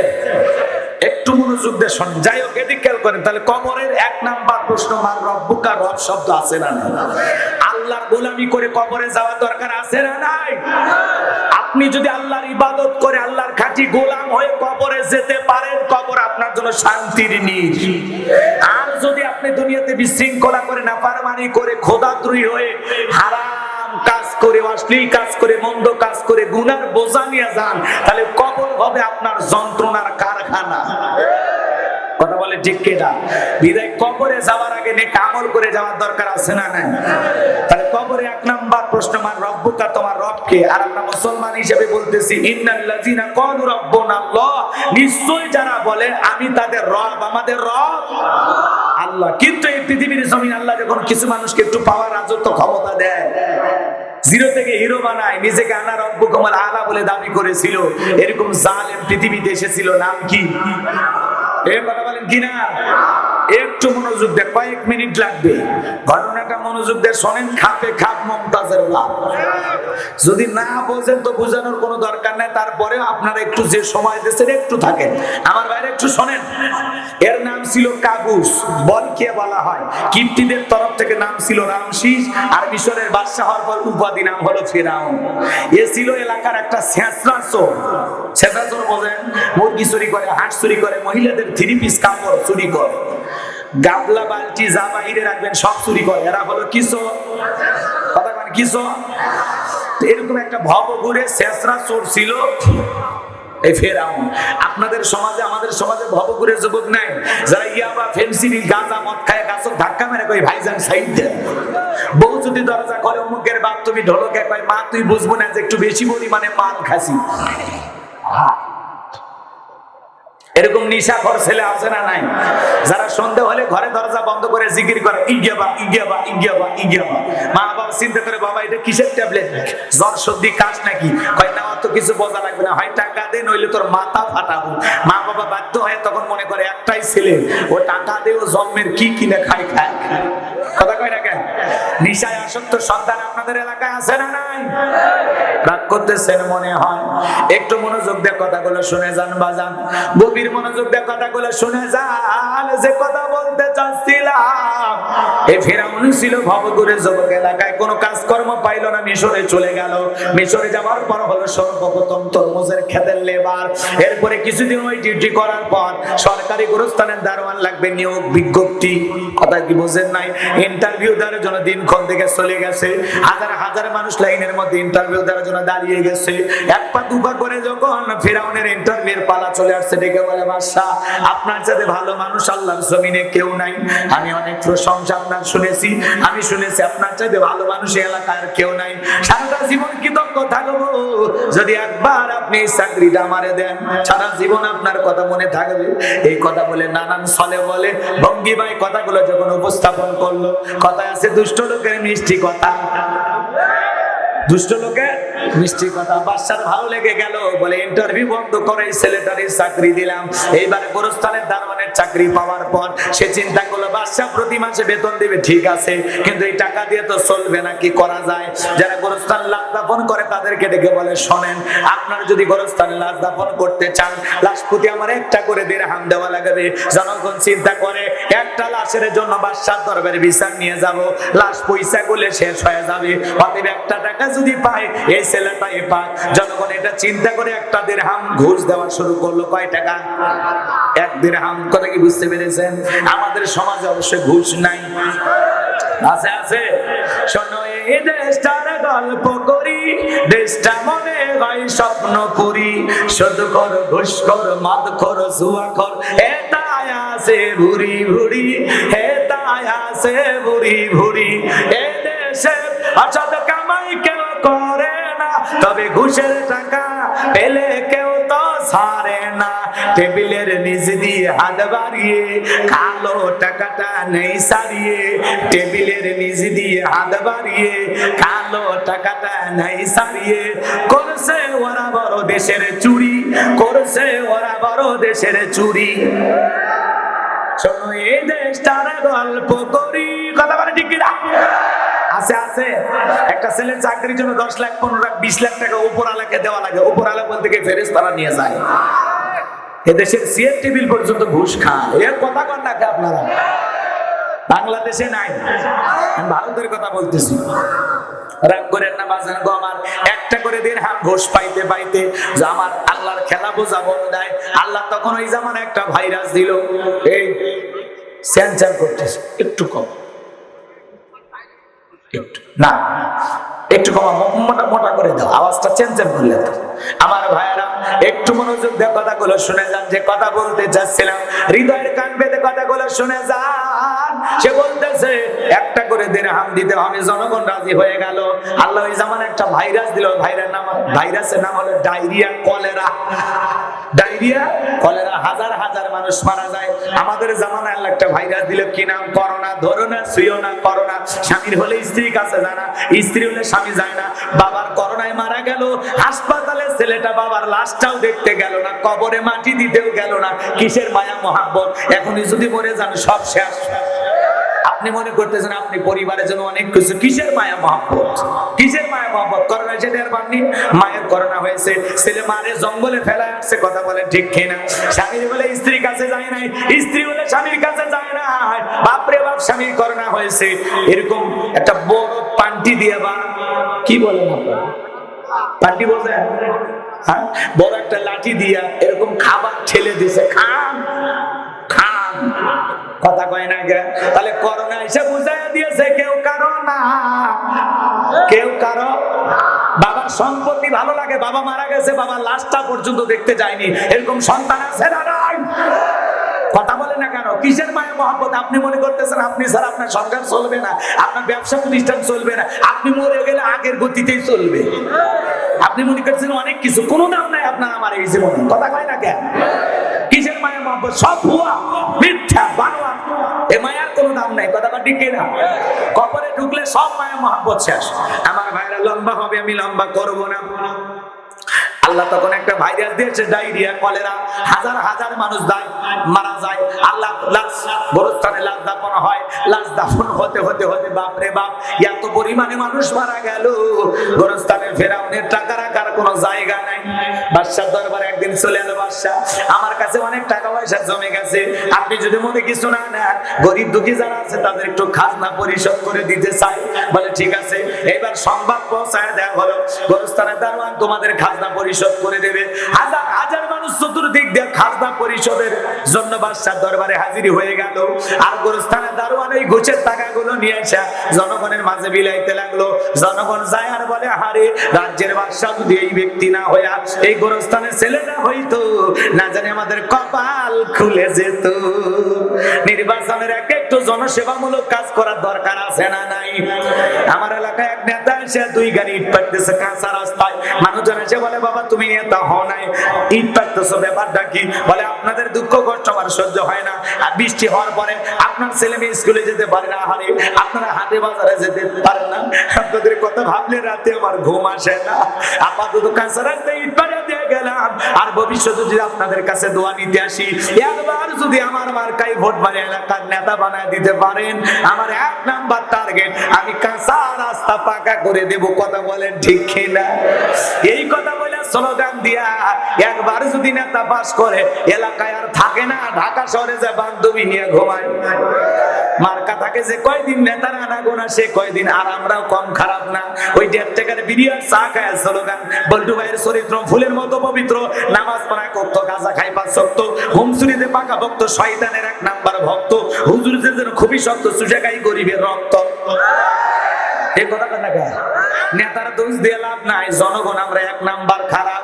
ওরা তো অভিনয় করবে, নির্বাচনের আগে মাথায় টুপি, দাড়ি, মুখে এমন কায়দা এলাকায় আসে হাজির হয় মানে আসমান থেকে জিবরাইলের খালু আসছে। কথা কন না কেন? আছে না নাই? আছে না নাই? বাপরে বাপ, বাপরে বাপ। মার্কা থাকে যে কয়দিন এলাকায় আনা গোনা, সে কয়দিন গরিব মহিলাকে দেখে রাস্তার ফকরনি দেখে চাপে ধরে আর বলে আপনার মাঝে আমি আমার মাকে খুঁজে পাই। কি অভিনয়টা করে পাবলিককে ধোঁকা দিয়ে বোকা বানায়। আর আমরা কম খারাপ না, 500 টাকার কাছে আমরা একটা ভোট বিক্রি করি, 1 কেজি জিলাপির কাছে বিক্রি করি, 1 প্যাকেট বিড়ির কাছে বিক্রি করি, একটা চায়ের কাছে বিক্রি করি। আপনার দাম এত কম, 500 টাকা দিলে আপনি বিক্রি হয়ে যান। 500 টাকা কথা কন না আপনারা? নির্বাচনের আগে রাত্রিতে যারা নেতাদের কাছ থেকে কালো টাকা নেয়, এরকম মানুষ আছে না? আমার এক নানি করছে, এই হুজুর দোয়া করিস তো কে? প্রত্যেক বছর যা নির্বাচন হয়, 1 রাতে 4200 টাকা কামায়। কত? 4200। আমি কেমনে? যত মার্কার লোক ঢুকছে, নানি ভোট আছে? বলে হ্যাঁ আছে। নানি ভোট আছে? বলে হ্যাঁ। আমি বয়স্ক মহিলা, কার মনে কষ্ট দিব ভাই? কাউরে নিরাশ করি না। কেউ 200, কেউ 500। সকালবেলা গুনে দেখি 4200। কথা কয় নাকি? যে দেশের জনগণ নির্বাচনের আগে রাত্রিতে টাকা খায়, ওই দেশে কোনোদিন ভালো নেতা জুটবে না। আপনি তেঁতুল গাছের নিচে হাত তুলে বলতেছেন আল্লাহ রাজশাহীর ফজলি আম দে, রংপুরের হাড়িভাঙ্গা দে, লম্বা লম্বা আমরুপালি দে। আল্লাহ কয় পাগল, চোখটা খুলে দেখ কোন গাছের নিচে দোয়া ধরে এসেছে। কথা কয় না? তেঁতুল গাছের নিচে আম চাইলে যেমন ভাগ্যে জুটবে না, ঘুষ খাইয়া ভোট দিয়া উমরের মতো নেতা চাইলে হবে না। আগে আপনাকে ভালো হওয়া লাগবে। গাছের গোড়া ঠিক, মাথা ঠিক, কলিজা আছে নাকি? হাত তুলে বলেন তো হুজুর, জীবনে যতদিন বেঁচে থাকবো নির্বাচনে চা, বিড়ি, পান, সিগারেট কারো কাছ থেকে 100 টাকাও নিব না। বুকের পাটা থাকলে দেখান তো দেখি। লিল্লাহে তাকবীর। তাহলে কোন নেতার কাছ থেকে 1 টাকা ঘুষ খাবেন না তো? হাত নামান। আপনি ভালো হলে দেশ ভালো হবে, আমরা জনগণ ভালো হলে আমাদের নেতারাও ভালো হবে। কথা বলে ঠিক কিনা? আল্লাহ আমাদের বোঝার তৌফিক দান করুন। জোরে বলেন আমিন। কষ্ট পাইছেন মনে হয়? লম্বা হবে, আমি লম্বা করব না। এবার জনসেবামূলক কাজ করা হয়ে গেল। হাজার হাজার মানুষ চতুর্দিক দিয়ে খালি একটাই স্লোগান, হারে এই ছেলেটা বড্ড ভালো, এই ছেলে বড্ড ভালো। ওই দেশের মন্ত্রী ছিল, মারা গেল, নির্বাচন শুরু হয়ে গেল। ওই চান্সে ফিরাউন সুযোগটা গ্রহণ করে নির্বাচনে দাঁড়ায় গেছে। আগে তো জনগণের মন কাইরা নিছে। সমস্ত মানুষ বলে ভোট দিবা কোনখানে? কয় ফিরাউন যে মার্কা দাঁড়াচ্ছে তার মাঝখানে। এক চান্সে জনগণ সমর্থন দিয়া মিশরের মন্ত্রী বানায় দিল। বার্ধক্যজনিত কারণে অল্প সময়ের ব্যবধানে বাদশা মারা গেল। এইবার সমস্ত জনগণ আর নেতাদেরকে ডেকে বলে, ফেরাউন শোনেন, আপনারাই বলেন বাদশা ছাড়া তো আর দেশ চলবে না, বাদশার সিংহাসনটা খালি, আপনারাই বলেন আপনাদের বাদশা হবে কে? সমস্ত জনগণ ডেকে বলে, আপনাকে আমরা অনেক আগে থেকে চিনি। খেলা কার? আল্লাহ চাই মুসারে বাঁচাইতে, আর ফেরাউন চাই মারতে। আর 14 গোষ্ঠী এক জায়গায় হইয়া মুসার কি একটা পশম ছিটতে পারবে? একটু মনোযোগ দিয়ে শোনেন, যদি আলোচনাটা পুরো না শোনেন মজা পাবেন না। ফেরাউনক সুদা বাড়ি যাওয়া লাগবে, তাছাড়া রাতের ঘুম হবে না। একটু মনোযোগ দেন বাজান গো আমার। এইবার ফেরাউনের মাথা গরম হয়ে গেছে। সেনাবাহিনীর দল এদিকে আয়, মাসে মাসে বেতন দিয়ে আমার চেহারা দেখার জন্য। এতগুলো বাল্লা মুসাই মারতে পারলে না, তাড়াতাড়ি যাও, এলাকায় তল্লাশি চালাও, ঘরে ঘরে অভিযান চালাও, চিরুন অভিযান চালাও, যেভাবে পারো মুসারে ধরো আর জবাই করো। আমার মাথার টেনশন দূর করো। সেনাবাহিনীরা চতুর্দিকে ছড়িয়ে পড়লো। একদল সেনাবাহিনী মুসা নবীর বাড়ির দিকে রওনা করেছে। মুসা নবীর বড় বোন নাম তার মারিয়ম ডেকে বলে, মা ওই যে ফেরাউনের সেনাবাহিনী দেখা যায় মা, আর বুঝি ভাইকে বাঁচানো গেল না। এই কথা যখনই বলেছে মুসা নবীর মা সন্তানকে এনে দিক সেদিক দৌড়ায়। কে যেন ইলহামের মাধ্যমে আওয়াজ দেয়, বলে মুসার মা তোমার চুলার ভিতরে তোমার ছেলেটাকে ছেড়ে দাও, কথা দিলাম গো আবার তোমার ছেলেকে তোমার কোলেই ফেরায় দেব। বলেন আল্লাহু আকবার। মুসা নবীর মা দেরি করলো না, চুলার ভিতরে সন্তানকে ফেলে দিলেন। ফেরাউনের সেনাবাহিনী পুরো বাড়ি সাজ করে তল্লাশি চালায়, অভিযান চালায় চলে গেল। মুসা নবীর বাবা ঘর থেকে বের হয়ে 2 ফোঁটা চোখের পানি ছেড়ে দিয়ে বলে, মুসার মা ওই জালেমদের ভয়ে সন্তানটাকে চুলার ভিতরে ফেলে দিলি। আমার মন ডেকে বলে, আমার মুসা মনে হয় আগুনে পুড়ে কয়লা হয়ে গেছে। এরা যদি হত্যা করতো ছেলের লাশটা বুকে জড়ায় কাঁদতে পারতাম।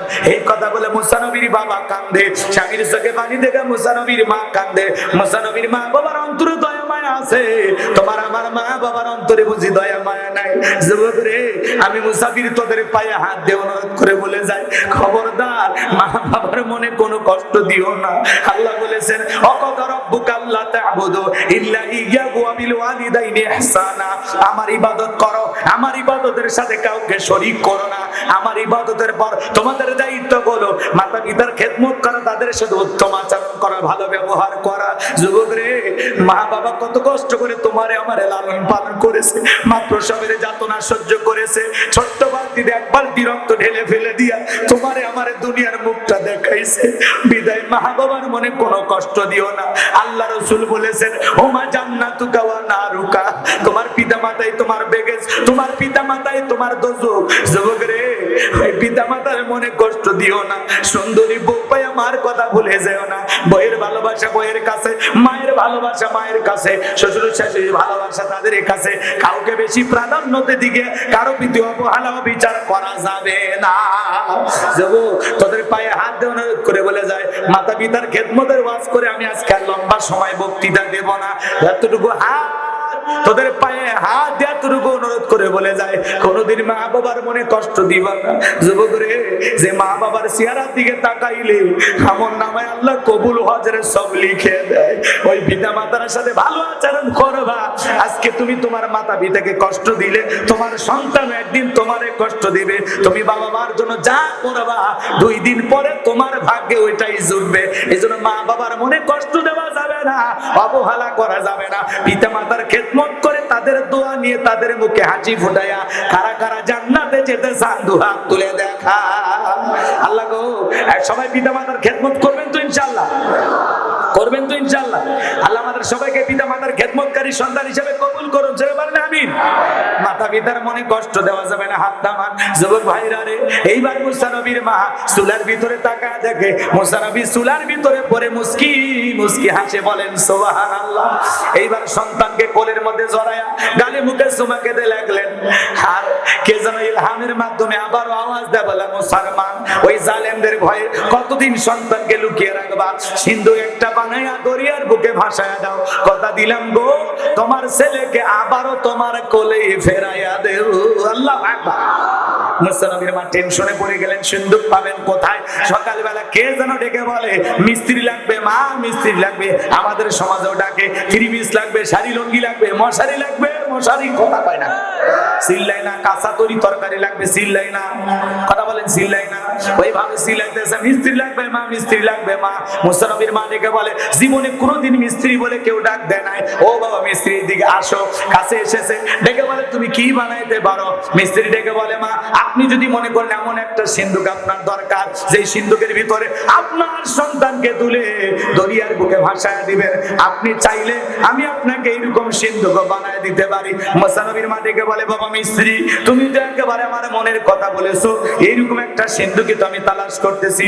ডেকে বলে, মা আপনি ভিতর থেকে একটু পানি নিয়ে আসেন, আমার একটু পানি লাগতে পারে, আবার না হলেও চলবে। এই কথা বলে মুসা নবীর মা যখন ভিতর থেকে পানি নিয়ে আসলেন, মিস্ত্রি সুন্দর একটা সিন্ধুক বানায়া দাঁড়িয়ে আছে। বলেন আল্লাহু আকবার। এবার সিন্ধুকটা হাতের মধ্যে দিয়া মিস্ত্রি দৌড়ায়, মুসা নবীর মা পেছন থেকে ডেকে বলে, মিস্ত্রি এই বিপদের দিনে এত বড় উপকার করলা, লোহার পয়সা কিনিবা না, কাঠির পয়সা কিনিবা না, তোমার পারিশ্রমিকের দাম কিনিবা না। মিস্ত্রি ডেকে বলে, মা যারা বিপদে পড়ে আমি তাদের উপকার করি, বিনিময়ে কোনো টাকা পয়সা গ্রহণ করি না। সুবহানাল্লাহ বলেন। এইবার পিছন থেকে আবার ডেকে বলে, বাবা মিস্ত্রি এই বিপদের দিনে আমার এত বড় উপকার করলা, কোনো টাকা পয়সা নিলা না, অন্তত তোমার নামটা বলে যাও, মাঝে মাঝে তোমার কথা মনে হলে আল্লাহর কাছে দু হাত পেতে তোমার জন্য দোয়া করব। মিস্ত্রি ডেকে বলে, মা আমি দুনিয়ার কোন সাধারণ মিস্ত্রি না, আমি আল্লাহর ফেরেশতা, আমার নাম হলো জিবরাইল। এইবার আমার ভাইরা সিন্ধুকের ভিতরে সন্তানকে তুলে বড় মেয়ে মারিয়ামকে বলে, মা এই যে দরিয়ায় ভাইসা দিলাম, ঈসা নবীর মায়ের নাম মারিয়াম আর মুসা নবীর বড় বোনের নাম হলো মারিয়াম। ভালো করে শুনেন, একটু মনোযোগ দিয়ে শুনেন। দরিয়ার বুকে ভাসাইয়া দিয়া মেয়ে মারিয়ামকে বলে, মা ভাসতে ভাসতে কই যা একটু খবর নিয়ে আসবি। লম্বা ঘটনা আমি লম্বা করবো না। সিন্ধুক ভাসতে ভাসতে চলে গেল ফিরআউনের ঘাটে। সেই দিন বিকেল বেলা ফিরআউন তার প্রিয়তমা স্ত্রীকে নিয়ে সমুদ্র সৈকতে আসছে হাওয়া খাইতে, বলেন মারহাবা। ফিরআউন কাফের হওয়ার পরে মাঝে মাঝে বউকে নিয়ে বিনোদন করতেন। আপনার আমার বিনোদন করার দরকার আছে না নাই? হালাল বিনোদন। মাঝে মাঝে স্ত্রীকে নিয়ে চিড়িয়াখানায় যাবেন, মাঝে মাঝে স্ত্রীকে নিয়ে পার্কে যাবেন, মাঝে মাঝে স্ত্রীদেরকে নিয়ে কক্সবাজার যাবেন। কথা বল না কেন? খাগড়াছড়ি, বান্দরবন, রাঙ্গামাটি, ঝুলন্ত ব্রিজ, সেন্ট মার্টিন দ্বীপ, আল্লাহর অপরূপ সৃষ্টি নিদর্শন বউরে দেখাবেন। কথা বল না কেন? আমি বোরকা পরে বউরে নিয়ে যেতে বলেছি, পর্দা করে নিয়ে যেতে বলেছি। আমি কি বলেছি হাফ প্যান্ট পরে দুইজন মিলে সমুদ্রে গোসল করেন? কথা কেন রাগ করতেছেন? হালাল বিনোদন, হালাল বিনোদন। স্ত্রী কেনে হবে হালাল বিনোদন। যুবকেরা কালকে বিনোদন করবে 14ই ফেব্রুয়ারি বেহায়া দিবস। এটা লুচ্চা দিবস, এটা নোংরামি দিবস, এটা মহিলাদের ধর্ষিতা হওয়ার দিবস। এটা কোন মুসলমান পালন করতে পারে না। এই কথা কন না কেন? এই যুবক তোদের পায়ে হাত দিয়ে অনুরোধ করি, মুসলমানের রক্ত যদি তোমার শরীরে থাকে, তুমি ফুল নিয়ে কোনো মহিলার পিছনে ঘুরবা না। যদি ফুল দিতে হয় মাকে দাও, যদি ফুল দিতে হয় বাবাকে দাও। কথা কয় না কেন?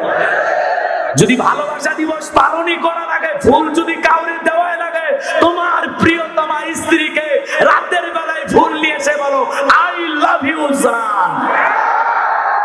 বউরে দে, বউকে বউকে তুই বান্ধবীর পিছে ঘুরিস খায়। এই ভাই হায়া জায়েজ না হারাম? শেষে শেষে মহিলাদেরকে নিয়ে শেষে ওয়াজ করবো যদি সময় হয়। আমি এদিকে যাবো না, একটু হালকা নাড়া দিলাম, কষ্ট হচ্ছে নাকি? লিল্লাহি তাকবীর।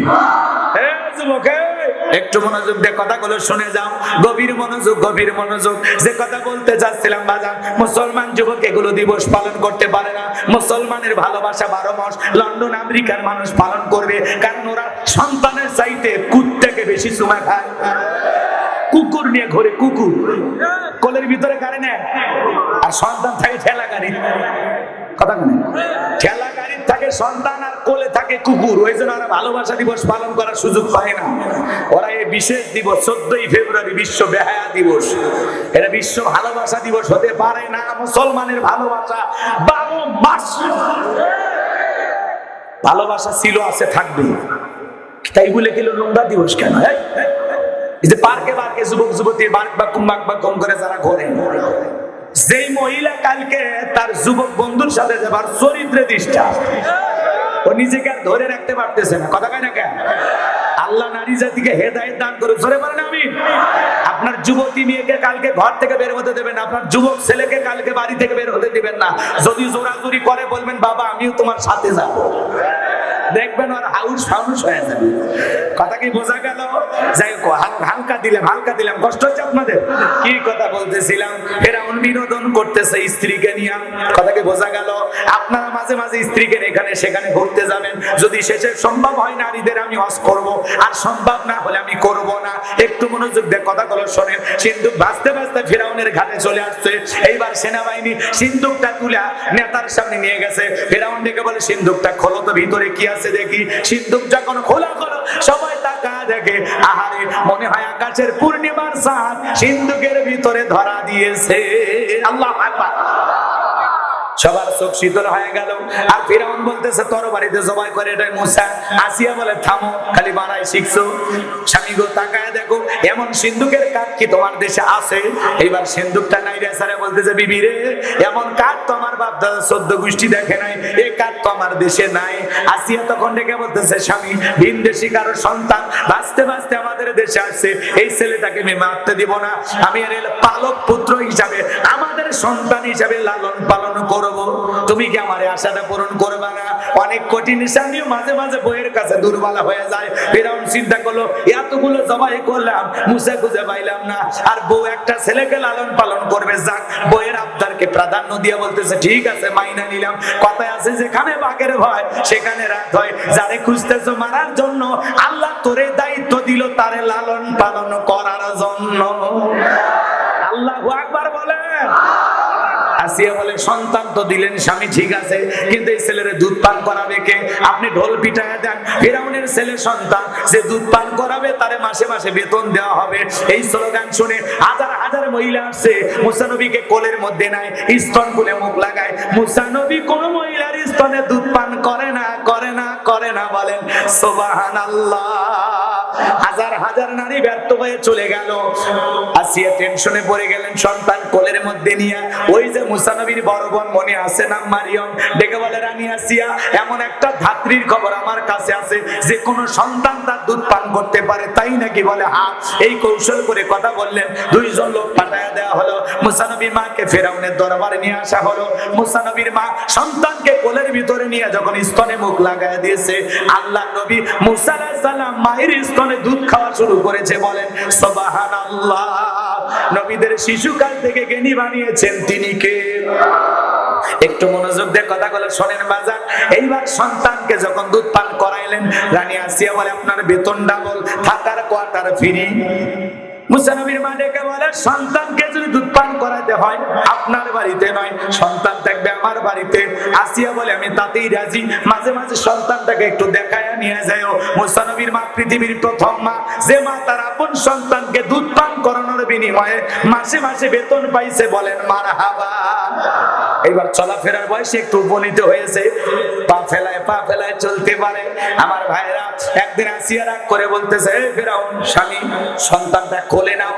মানুষ দেখলে মনে করবে ছেলেটা ধরো একটু কোলে নাও। দেখবেন বইয়েরা যখন মেজাজ গরম করে মাঝে মাঝে বলে ধরো একটু সামলাও।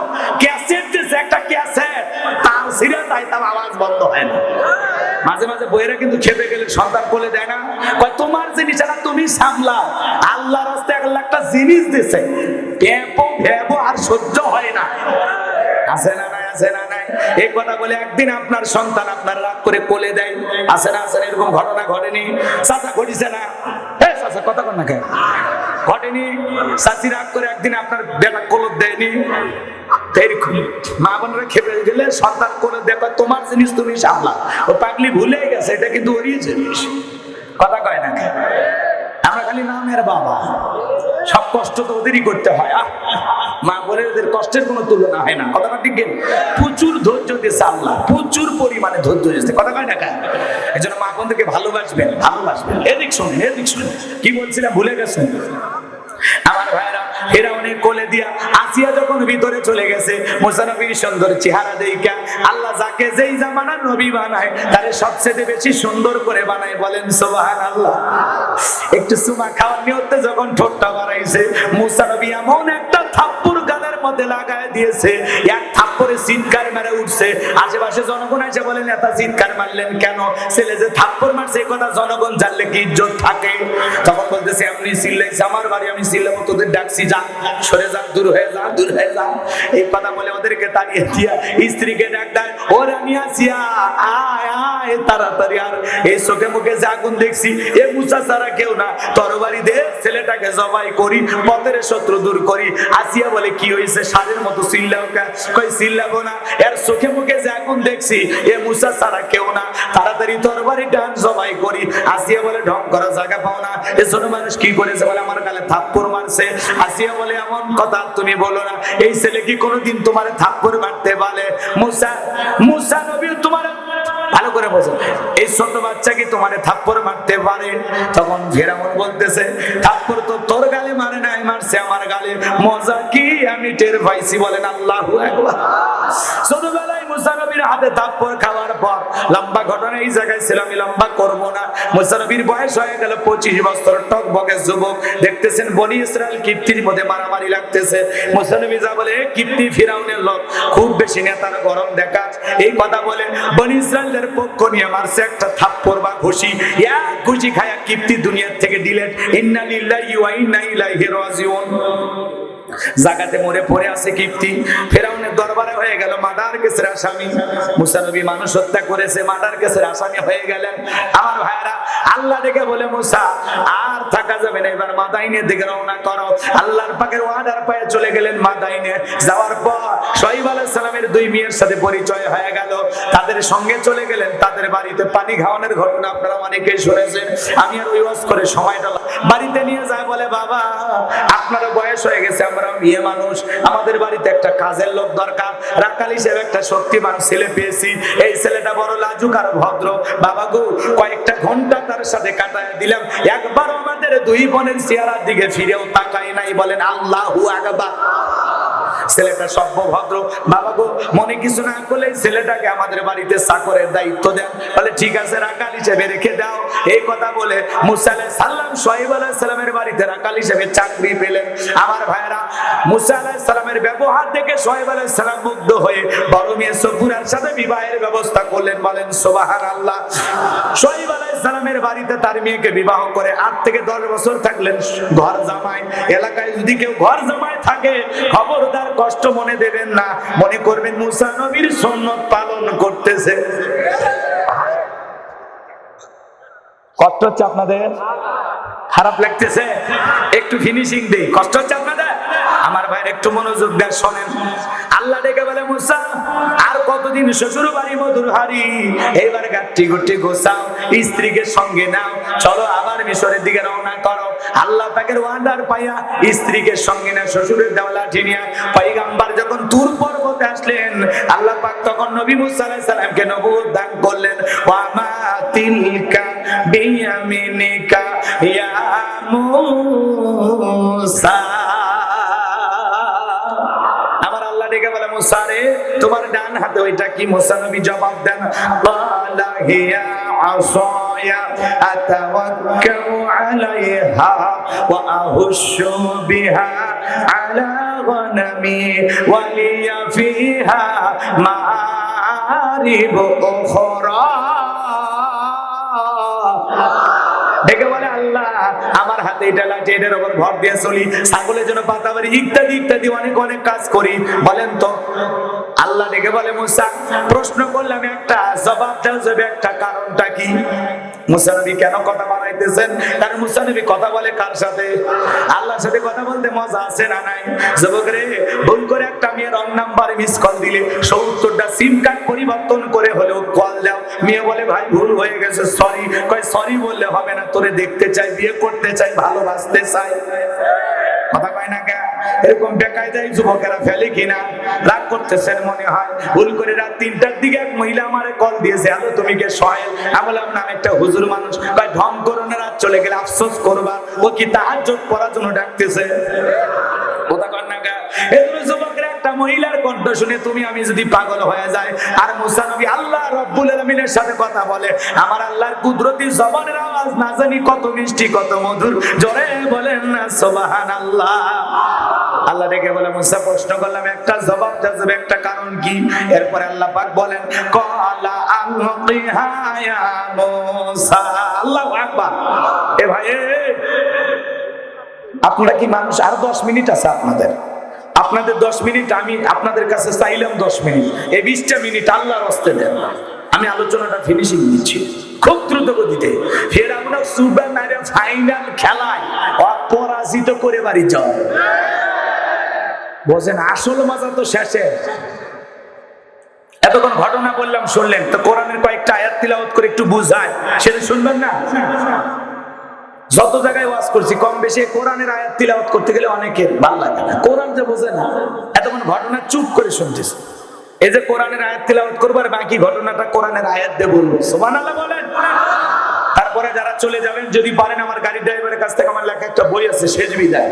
মরণের পরে জন্মিত মানুষকে কিভাবে দাফন কাফন করতে হয়, স্বামী স্ত্রী মারা গেলে একে অপরকে গোসল করাতে পারবে কিনা, মৃত ব্যক্তিকে চুমা খাওয়া জায়েজ না হারাম, আত্মহত্যা করে কেউ মারা গেলে তারা জানাজায় যাওয়া জায়েজ না হারাম, রাস্তায় একটা অপরিচিত মানুষ পড়ে মরে আছে, লোকটা হিন্দু না মুসলমান কিভাবে বুঝবেন, খুব গুরুত্বপূর্ণ শেষ বিদায়, জান্নাত জাহান্নাম আখিরাত সম্পর্কে, কবরের সলজব সম্পর্কে যদি পারেন এই 76 পৃষ্ঠার বইটা আপনারা নিয়ে যাবেন। এই বইয়ের ভিতরে আমার মোবাইল নাম্বার, আমার মাদ্রাসার ঠিকানা লেখা আছে। আমার একটি মাদ্রাসা আছে, মাদ্রাসায় নূরে মাদিনা এতিমখানা ও লিল্লাহ বোর্ডিং।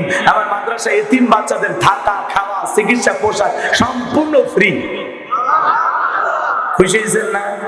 সারা দেশ থেকে আলোচনা করে যে হাদিয়া পায়, এটা একটা মাদ্রাসা বানাইছি, দোয়া করবেন একটা মসজিদ আর একটা কবরস্থান বানাবো। আল্লাহ যেন আমার এই স্বপ্নগুলো পূরণ করে দেন, জোরে বলেন আমিন।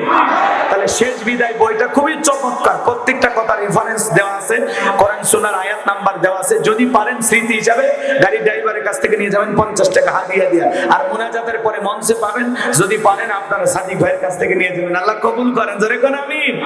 মহিলা মা বোনেরা সংগ্রহ করতে পারেন। লম্বা আলোচনা আমি লম্বা করবো না, কাটসাট করে সংক্ষিপ্ত করে বলবো, ভালো করে বোঝেন।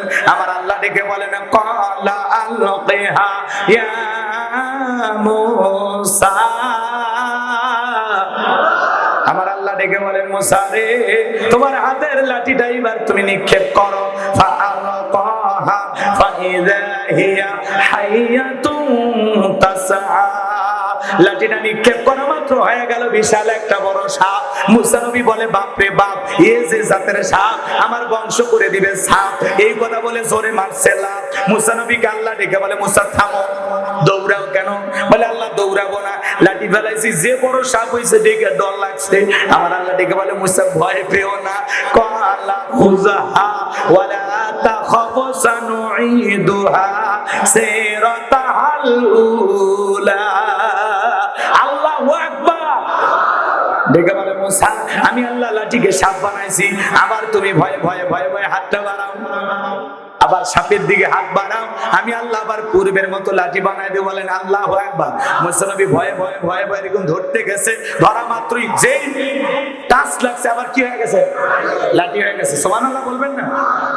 এরপরে আল্লাহ বলেন, ওয়াদহুম ইয়াদাকা ইলা জানাহিকা তাখরুজ বাইদা মিন গায়রি সুইন আয়াতান উখরা লিনুরিয়াকা মিন আয়াতিনাল কুবরা।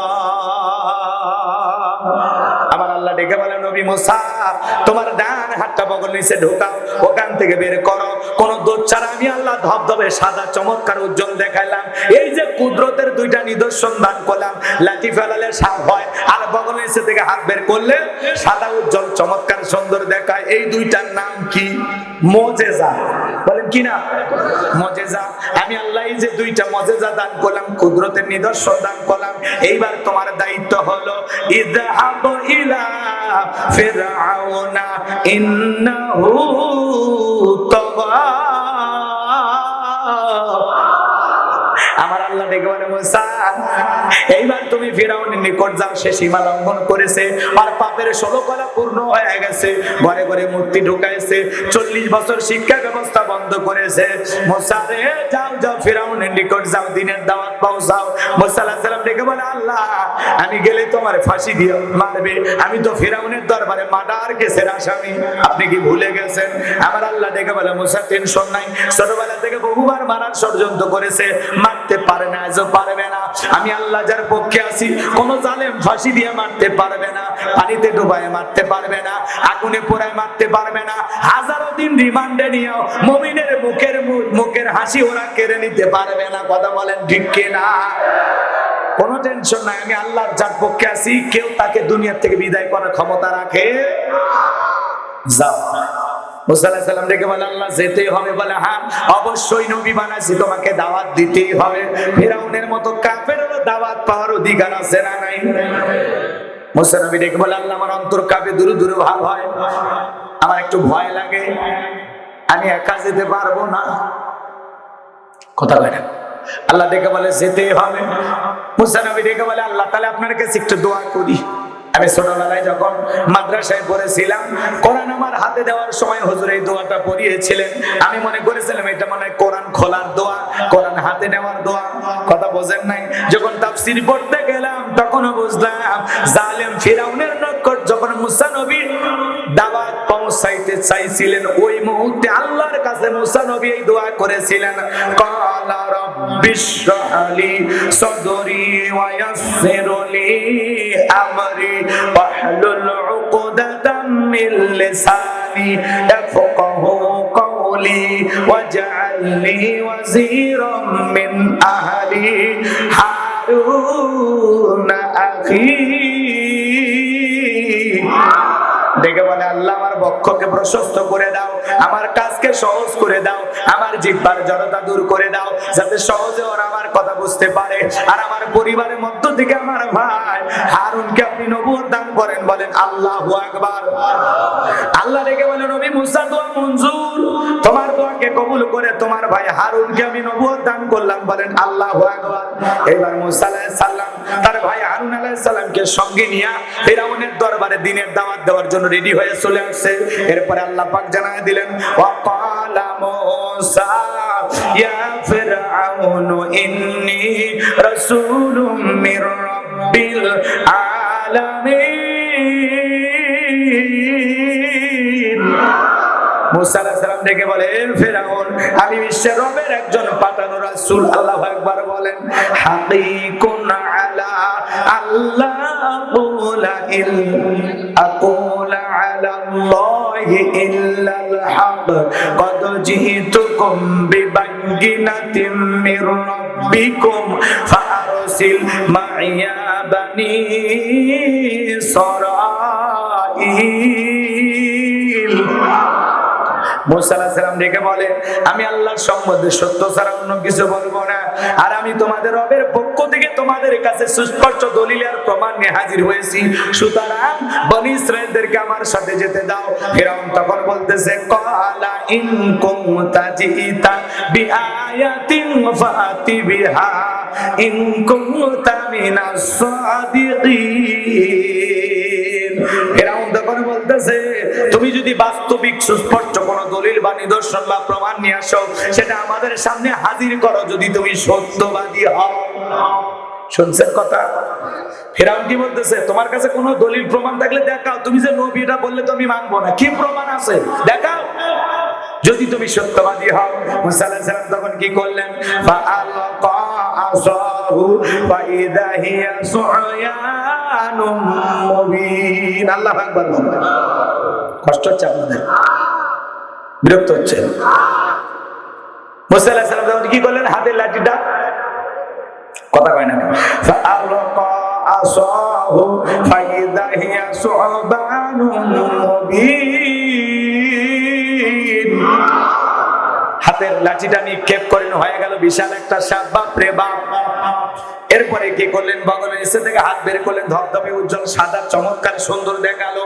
এই যে কুদরতের দুইটা নিদর্শন আল্লাহ দেয়া মুজিজা দেখাইলেন, এটা দেখার পর ফিরাউনের লোকজন কি বলে, ক্বালাল মালাউ মিন কওমি ফিরআউনা ইন্না হাদা লাসাহিরুন আলীম।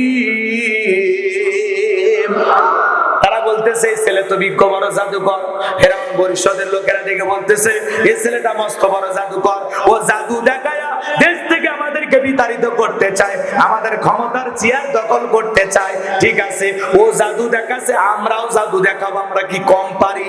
তাহলে শহর বন্দরে লোক পাঠায় দাও, আর আজকের মতো এই দুই ভাইকে যেতে দাও, জাদু দিয়াই জাদুর মোকাবেলা করা হবে।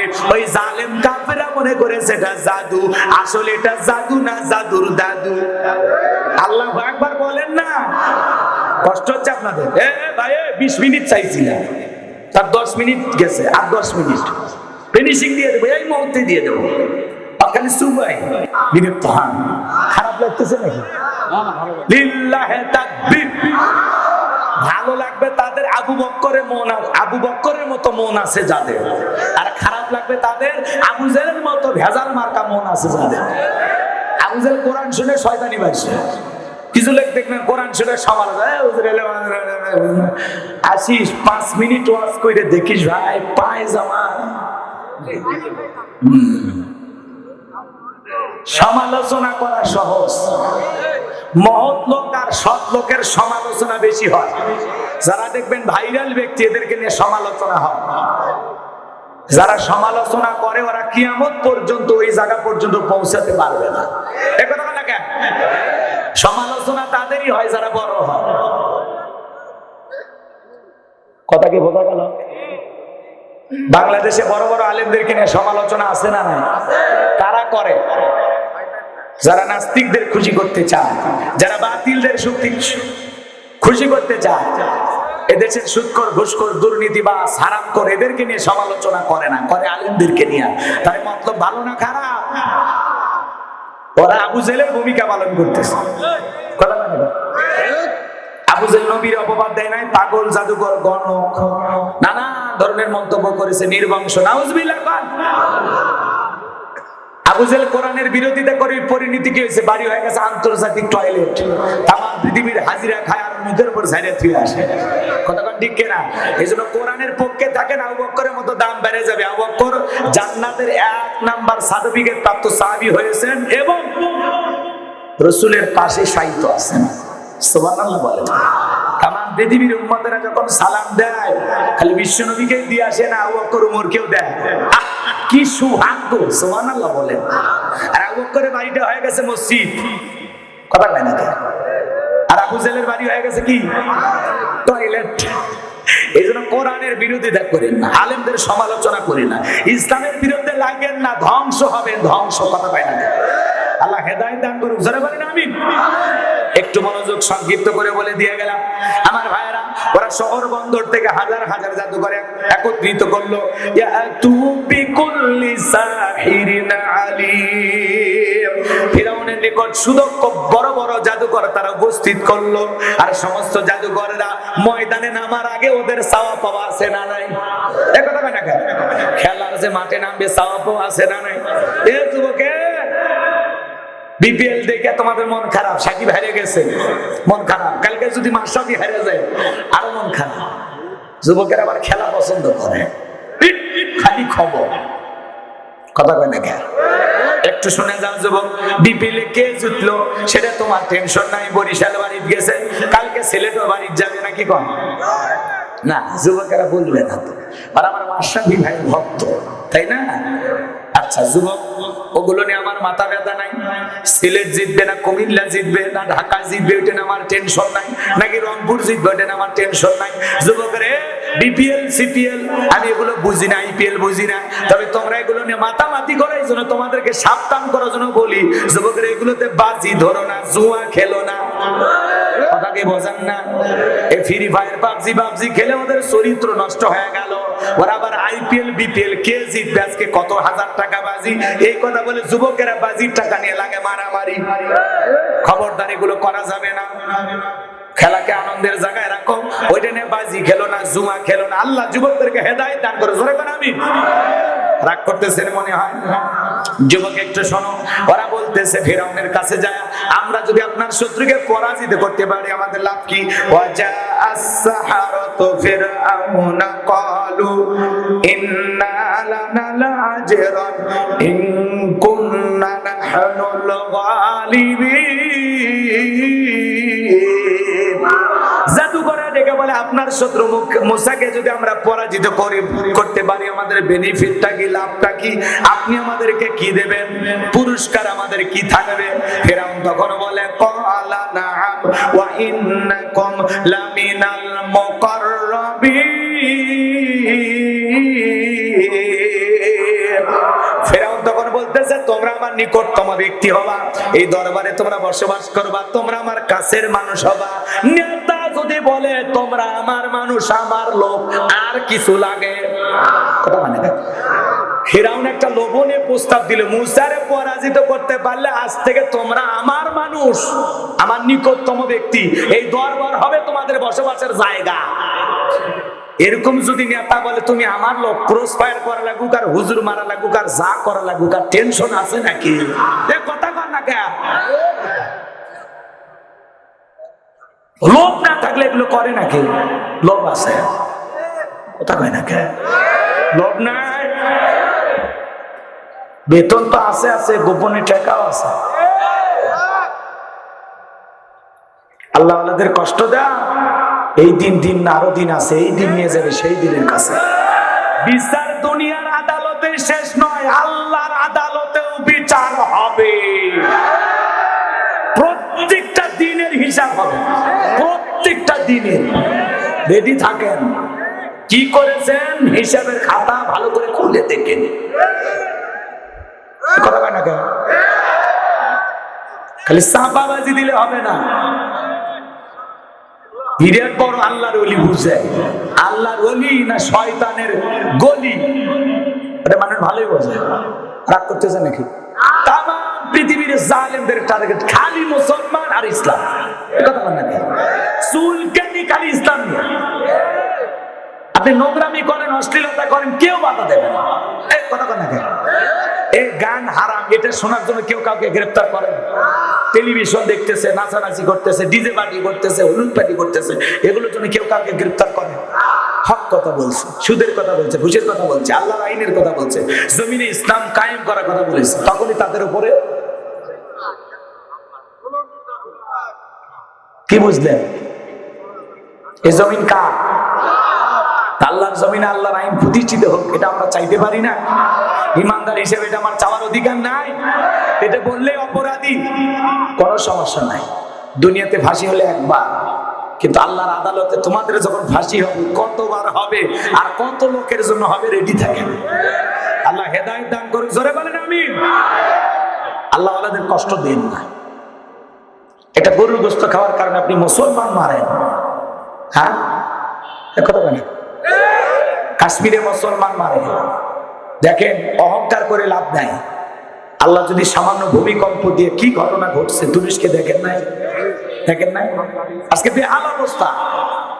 যারা গাড়ি বাড়ি সম্পদের মালিক ছিল আজকে তারা রাস্তায় দাঁড়িয়ে ত্রাণ নিচ্ছে, মানুষের কাছে হাত পাচ্ছে, বেঁচে থাকার অবলম্বন খুঁজতেছে। কথা বলে না কেন? এই জন্য অহংকার ভালো না। যে আল্লাহ 45 সেকেন্ডের ভূমিকম্পে 10 তলা 20 তলা বিল্ডিং তছনছ করে দিতে পারে, সে আল্লাহ চাইলে ঘুমের ঘরে তোমারে মারতে পারে। কথা কর না কেন? চলে মেলা কথা বলছি, বুঝতে জ্ঞানী লোকের জন্য এটুকুই যথেষ্ট। আমি কি নাম ধরে ধরে বলবো? আমার ভাইয়েরা, হৃদয়ের কান পেতে কথাগুলো শুনে যান। এইবার জাদুঘরে ডেকে বলে টেনশন নাই, যেহেতু আপনি বলেছেন আমরা আপনার নিকটতম লোক, তাহলে আপনি রেডি থাকেন, আমরা ফাইনাল খেলায় পরাজিত করতেছি। মুসা আলাইহিস সালামের কাছে যায় সমস্ত জাদুঘরে ডেকে বলে, মুসা জাদু আগে কে নিক্ষেপ করবে? আমরা না, তুমি আগে লাঠি নিক্ষেপ করা, না লাঠি নিক্ষেপ করবা। মুসা আলাইহিস সালাম ডেকে বলে, ওস্তাদের মান শেষ রাতে তোমরা তোমাদের খেলা দেখাও, আমি পরে আমার খেলা দেখাবো। সেদিন তারা জাদু নিক্ষেপ করতে লাগলো, হাজার হাজার জাদু নিক্ষেপ করলো, হাজার হাজার বাঘ বানাইছে, ভাল্লুক বানাইছে, রশি বানাইছে, আগুন বানাইছে, এমনকি মানুষের চোখে মুখে পর্যন্ত তারা জাদু নিক্ষেপ করেছিল। এটা হলো সেমিফাইনাল, এরপরে ফাইনাল খেলা। শোনেন শোনেন আমার ভাইয়েরা, এইবার তারা জাদু নিক্ষেপ করেছিল 80,000 জাদুর বান সেদিন তারা নিক্ষেপ করে ক্লান্ত শ্লান্ত হয়া এইবার ডেকে বলে, মুসা আর আমাদের সালান পাতি নাই, সব শেষ, এবার তুমি তোমার জাদু নিক্ষেপ করো। আমার আল্লাহ ডেকে বলেন, ওয়া আওহাইনা ইলা মুসা আনা আলকি আসাকা ফাইদা হিয়া তালকাফু মা ইয়াফিকুন। আল্লাহ ওহির মাধ্যমে জানায় দিল, মুসা ভয় পাওয়ার কোনো কারণ নাই, শুধু লাঠিটা ফেলে দাও, কোনো কাজ নাই তোমার। হাতের লাঠিটা ধরে আসো, খালি ছাড়িয়ে দাও। সুবহানাল্লাহ। বলা মাত্র হাতের লাঠিটা শুধু হাত থেকে ফেলাই দিলেন, হয়ে গেল বিশাল বড় সাপ। নিচের ঠোঁটটা নিচুতে, ওপরের ঠোঁটটা 80 ফিট উঁচুতে। যত জাদু নিক্ষেপ করেছে এক নিঃশ্বাসে সমস্ত জাদু খেয়েছে। বলেন আল্লাহু আকবার। এক নিঃশ্বাসে খায় ডেকে বলে, ফেরাউন আরো কি আছে? এই দৃশ্য দেখে ফেরাউনের পেছনে রাস্তা দিয়ে গরম হাওয়া বের হয়ে গেছে। ও বলে, এত কষ্ট করে এত লোক রেডি করলাম, আর মুসার এক লাঠির কাছে সব জাদুর বান শেষ। জাদুকররা বুঝতে পেরেছে এটা কোনো জাদু না। ডাক্তার ডাক্তার শ্রেণী, ইঞ্জিনিয়ার ইঞ্জিনিয়ার শ্রেণী, হুজুর হুজুর শ্রেণী, আলেম আলেম শ্রেণী, শিক্ষক শিক্ষক শ্রেণী, স্বর্ণকার স্বর্ণ শ্রেণী, নেতা নেতা শ্রেণী, জাদুকর আর একটা জাদুকর শ্রেণী। কথা কয় না? ওরা বুঝতে পেরেছে এটা কোনো জাদুর শক্তি হতে পারে না। তখন জাদুকররা বুঝতে পেরেছে মুসা নবী যে আল্লাহর কথা বলে, এটা সেই আল্লাহর কুদরতি শক্তি, এতে কোনো সন্দেহ নাই। তখন তারা কি করলো,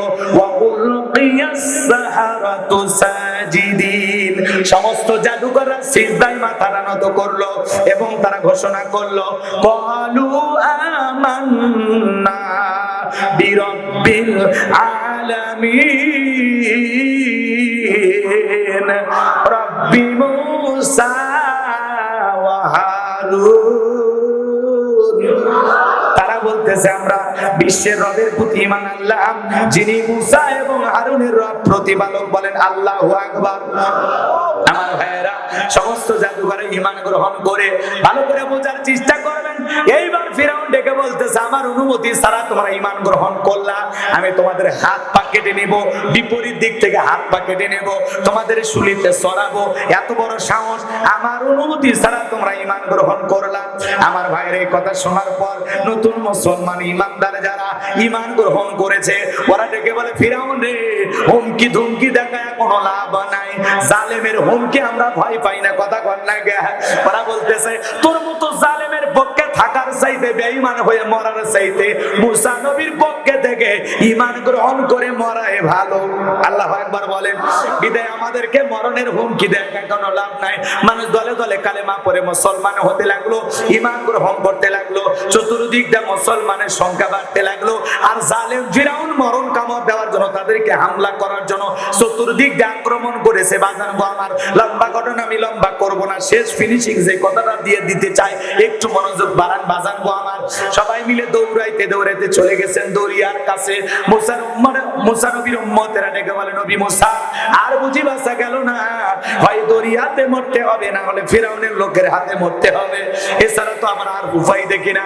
মুসা আলাইহিস সালাম ডেকে বলে, আমার উম্মতেরা, ঘাবড়ানোর কোনো কারণ নাই, এখানে শুধু তোমরাই আর আমি নাই, আমাদের সাথে আরেকজন আছেন, তিনি আমাদের আল্লাহ।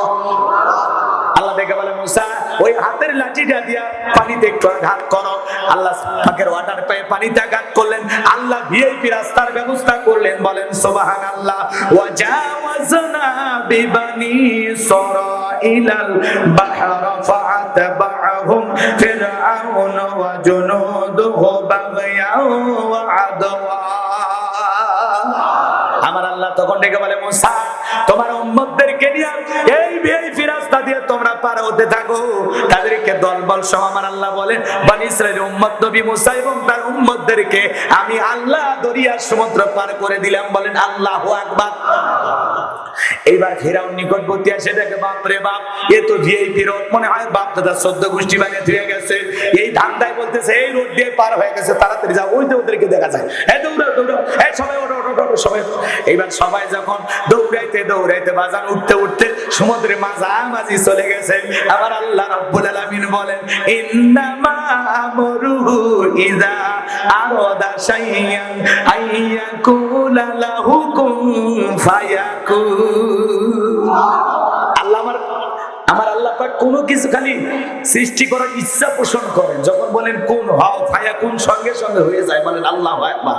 আমার আল্লাহ রেখে বলে, পানি রে, তুই তোর উতাল পাতাল ঢেউ দেখা, পানি খেলা শুরু কর।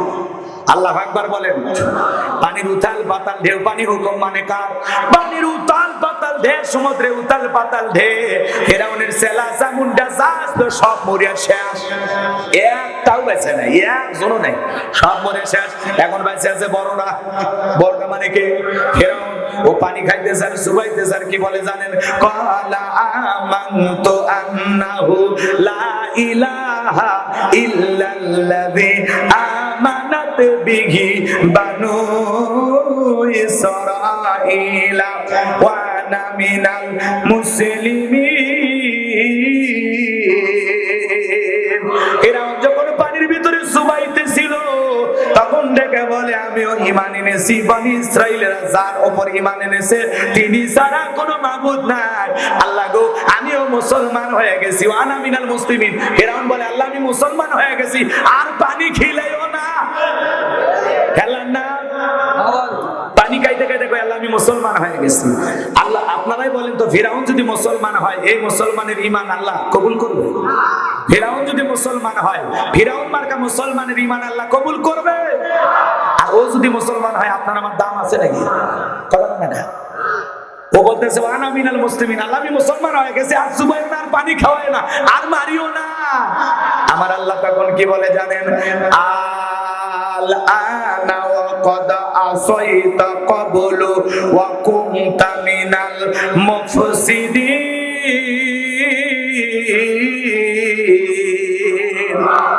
আমার আল্লাহ ডেকে বলে এখন ঈমান এনেছো, এখন এর আগে কি করেছো? সীমা লঙ্ঘন করেছো, বিশৃঙ্খলা সৃষ্টি করেছো, তুমি নাফরমানি করেছো, যুগে যুগে কত অত্যাচার নির্যাতন জুলুম করে ঈমানদারদের বিদায় করে দিয়েছো, ঘরে স্ত্রীকে পর্যন্ত ছাড় দাও নাই, ঈমানদারদেরকে গরম তেলে চোবায় দুনিয়া থেকে বিদায় করেছো, 40 বছর শিক্ষা ব্যবস্থা বন্ধ করেছো, ঘরে ঘরে মূর্তি ঢুকায় দিয়েছো, নিজেকে রব বলে দাবি করেছো। ফিরাউনের তুই ঈমান আমি আল্লাহ গ্রহণ করলাম না, তবে মরার আগে শুনে নে তোর লাশটা আমি দুনিয়াতে রেখে দেব। এবার শেষ ভালো যার সব ভালো, একটু দোয়া করবো না? হ্যাঁ, আপনাদেরকে নিয়ে একটু দোয়া করবো না? আর এই বছরে আপনাদের এলাকায় আসা হবে না, এজন্য শেষ দোয়াটা একটু করে দিয়ে যায়। খারাপ লাগতেছে নাকি? আমার আল্লাহ ডেকে বলতেছে যারা যাচ্ছেন যদি পারেন গাড়ি ড্রাইভারের কাছ থেকে বই নিয়ে যাবেন, মনে যাদের পরে মঞ্চে পাবেন, আল্লাহ কবুল করেন। জোরে বলেন আমি। একটু মনোযোগ ভাইয়েরা আমার আল্লাহ ডেকে পেলাম, আমার আল্লাহ ডেকে বলে ফিরাউন তোর লাশটা আমি আল্লাহ দুনিয়ার জমিনে রেখে দেব, যাতে তোর মতো অভিশপ্ত ফিরাউন আর যেন কেউ না হয়, আর যদি কেউ হয় সে যেন তোর ইতিহাস থেকে শিক্ষা নেয় যে জালেমদের পরিণতি ভালো হয় না। কথা বলেন না? যে আল্লাহ ফিরাউনকে পানি খাওয়ায়া সুবাই মারছে, সে আল্লাহ আজও আছে না নাই? ফিরাউনের ওই যে শুটকি মার্কা দেহটা মিশরে জাদুঘরে আছে না? আছে না? ওটা ফিরাউনের শুটকি। মুসা প্রেমিকেরা যায় পায়ের স্যান্ডেল খুলে মারে, কয় এই সেই ফিরাউন মার জুতা, এই সেই ফিরাউন মার জুতা। কথা কথা শুটকি ফিরাউনক দেখে যদি মুসা প্রেমিকেরা জুতা মারে, জিয়াতা ফিরাউনক পালে ওর সামরাতে ডুগডুগি বাজাইতো। কথা বলে ঠিক কিনা? এজন্য মনে রাখবেন জালেম ফিরাউনকে আল্লাহ পাক পানি খাওয়ায় চুবায় বিদায় করেছেন। নমরুদের মতো জালেমকে আল্লাহ ল্যাংড়া মশা দিয়ে সাইজ করেছেন। আবু জেহেলের মতো জালেমকে কাফেরকে আল্লাহ পাক 11 বছর 13 বছরের বালক দিয়ে সাইজ করেছেন। বিদায় জালেমদের শেষ পরিণতি ভালো হয় না। জালেম যত বড় তাকে মারার জন্য আল্লাহর অস্ত্র তত ছোট। কথা বলে ঠিক কিনা? আজও পৃথিবীর জমিনে যারা ইসলামের প্রতি জুলুম করতেছে, মুসলমানের রক্ত দিয়ে হাতটা রাঙাচ্ছে, মনে রাখবেন আজও কাল হোক নমরুদ ফিরাউনের চাইতে ওদের পরিণতি আরো খারাপ হবে। কথা বলে ঠিক কিনা?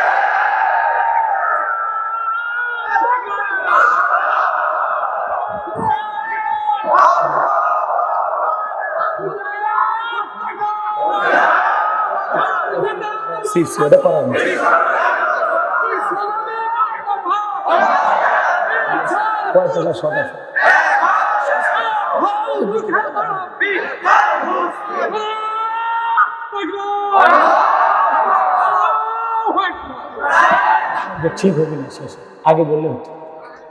আলহামদুলিল্লাহ। কষ্ট পাচ্ছেন আপনারা? খারাপ লাগছে আমার আলোচনা? বিরক্ত হয়েছে? তাহলে ইসলামের জন্য, দ্বীনের জন্য সদা সর্বদা প্রস্তুত থাকতে হবে। বাতিলের সবরকে দেখে ভয় পালে হবে না, ওদের হুমকি ধমকিতে ভয় করে লাভ নাই রে ভাই। মরা তো লাগবেই, বেঈমান হয়ে মরার চাইতে ঈমানের পথে পরীক্ষা দিয়ে মরেন। কথা বলে না কেন? দিন বিজয়ের জন্য যদি কখনো ডাক আসে, প্রয়োজনে বিবির কাছ থেকে বিদায় নিয়ে, সন্তানদের কাছ থেকে বিদায় নিয়ে আল্লাহর জমিনে কোরআনের সমাজ কায়েম করতে গিয়ে যদি কখনো বুকে রক্ত দিতে হয়, কারা কারা দিন বিজয়ের জন্য নিজের জীবনটা দিতে রাজি, তো হাত তুলে আল্লাহকে দেখা। লিল্লাহি তাকবীর। আল্লাহ আমাদের সবাইকে দিন বিজয় করার জন্য কাজ করার তৌফিক দান করুন। জোরে বলেন আমিন। কোরআনের সমাজ কায়েম করার জন্য আল্লাহ আমাদের কাজ করার তৌফিক দান করুন। জোরে বলেন আমিন। হাত নামান। সম্মানিত ভাইরা আমার, অনেক সময় কষ্ট দিয়েছি আপনাদেরকে। আমার নিয়ত ছিল যে আমি আরো আধা ঘন্টা ওয়াজ করব, কিন্তু যেহেতু আপনারা মানে তাড়াহুড়ো করে শেষ করলাম 12টা 20 বাজে, আমি আমার এখান থেকে গাইবান্ধায় চলে যাব। তো আপনাদের কাছে দোয়া চাই, বেঁচে থাকলে আবারও দেখা হবে। এজন্য জালেমের পক্ষে থাকা যাবে না। থাকা লাগবে কার পক্ষে? হ্যাঁ।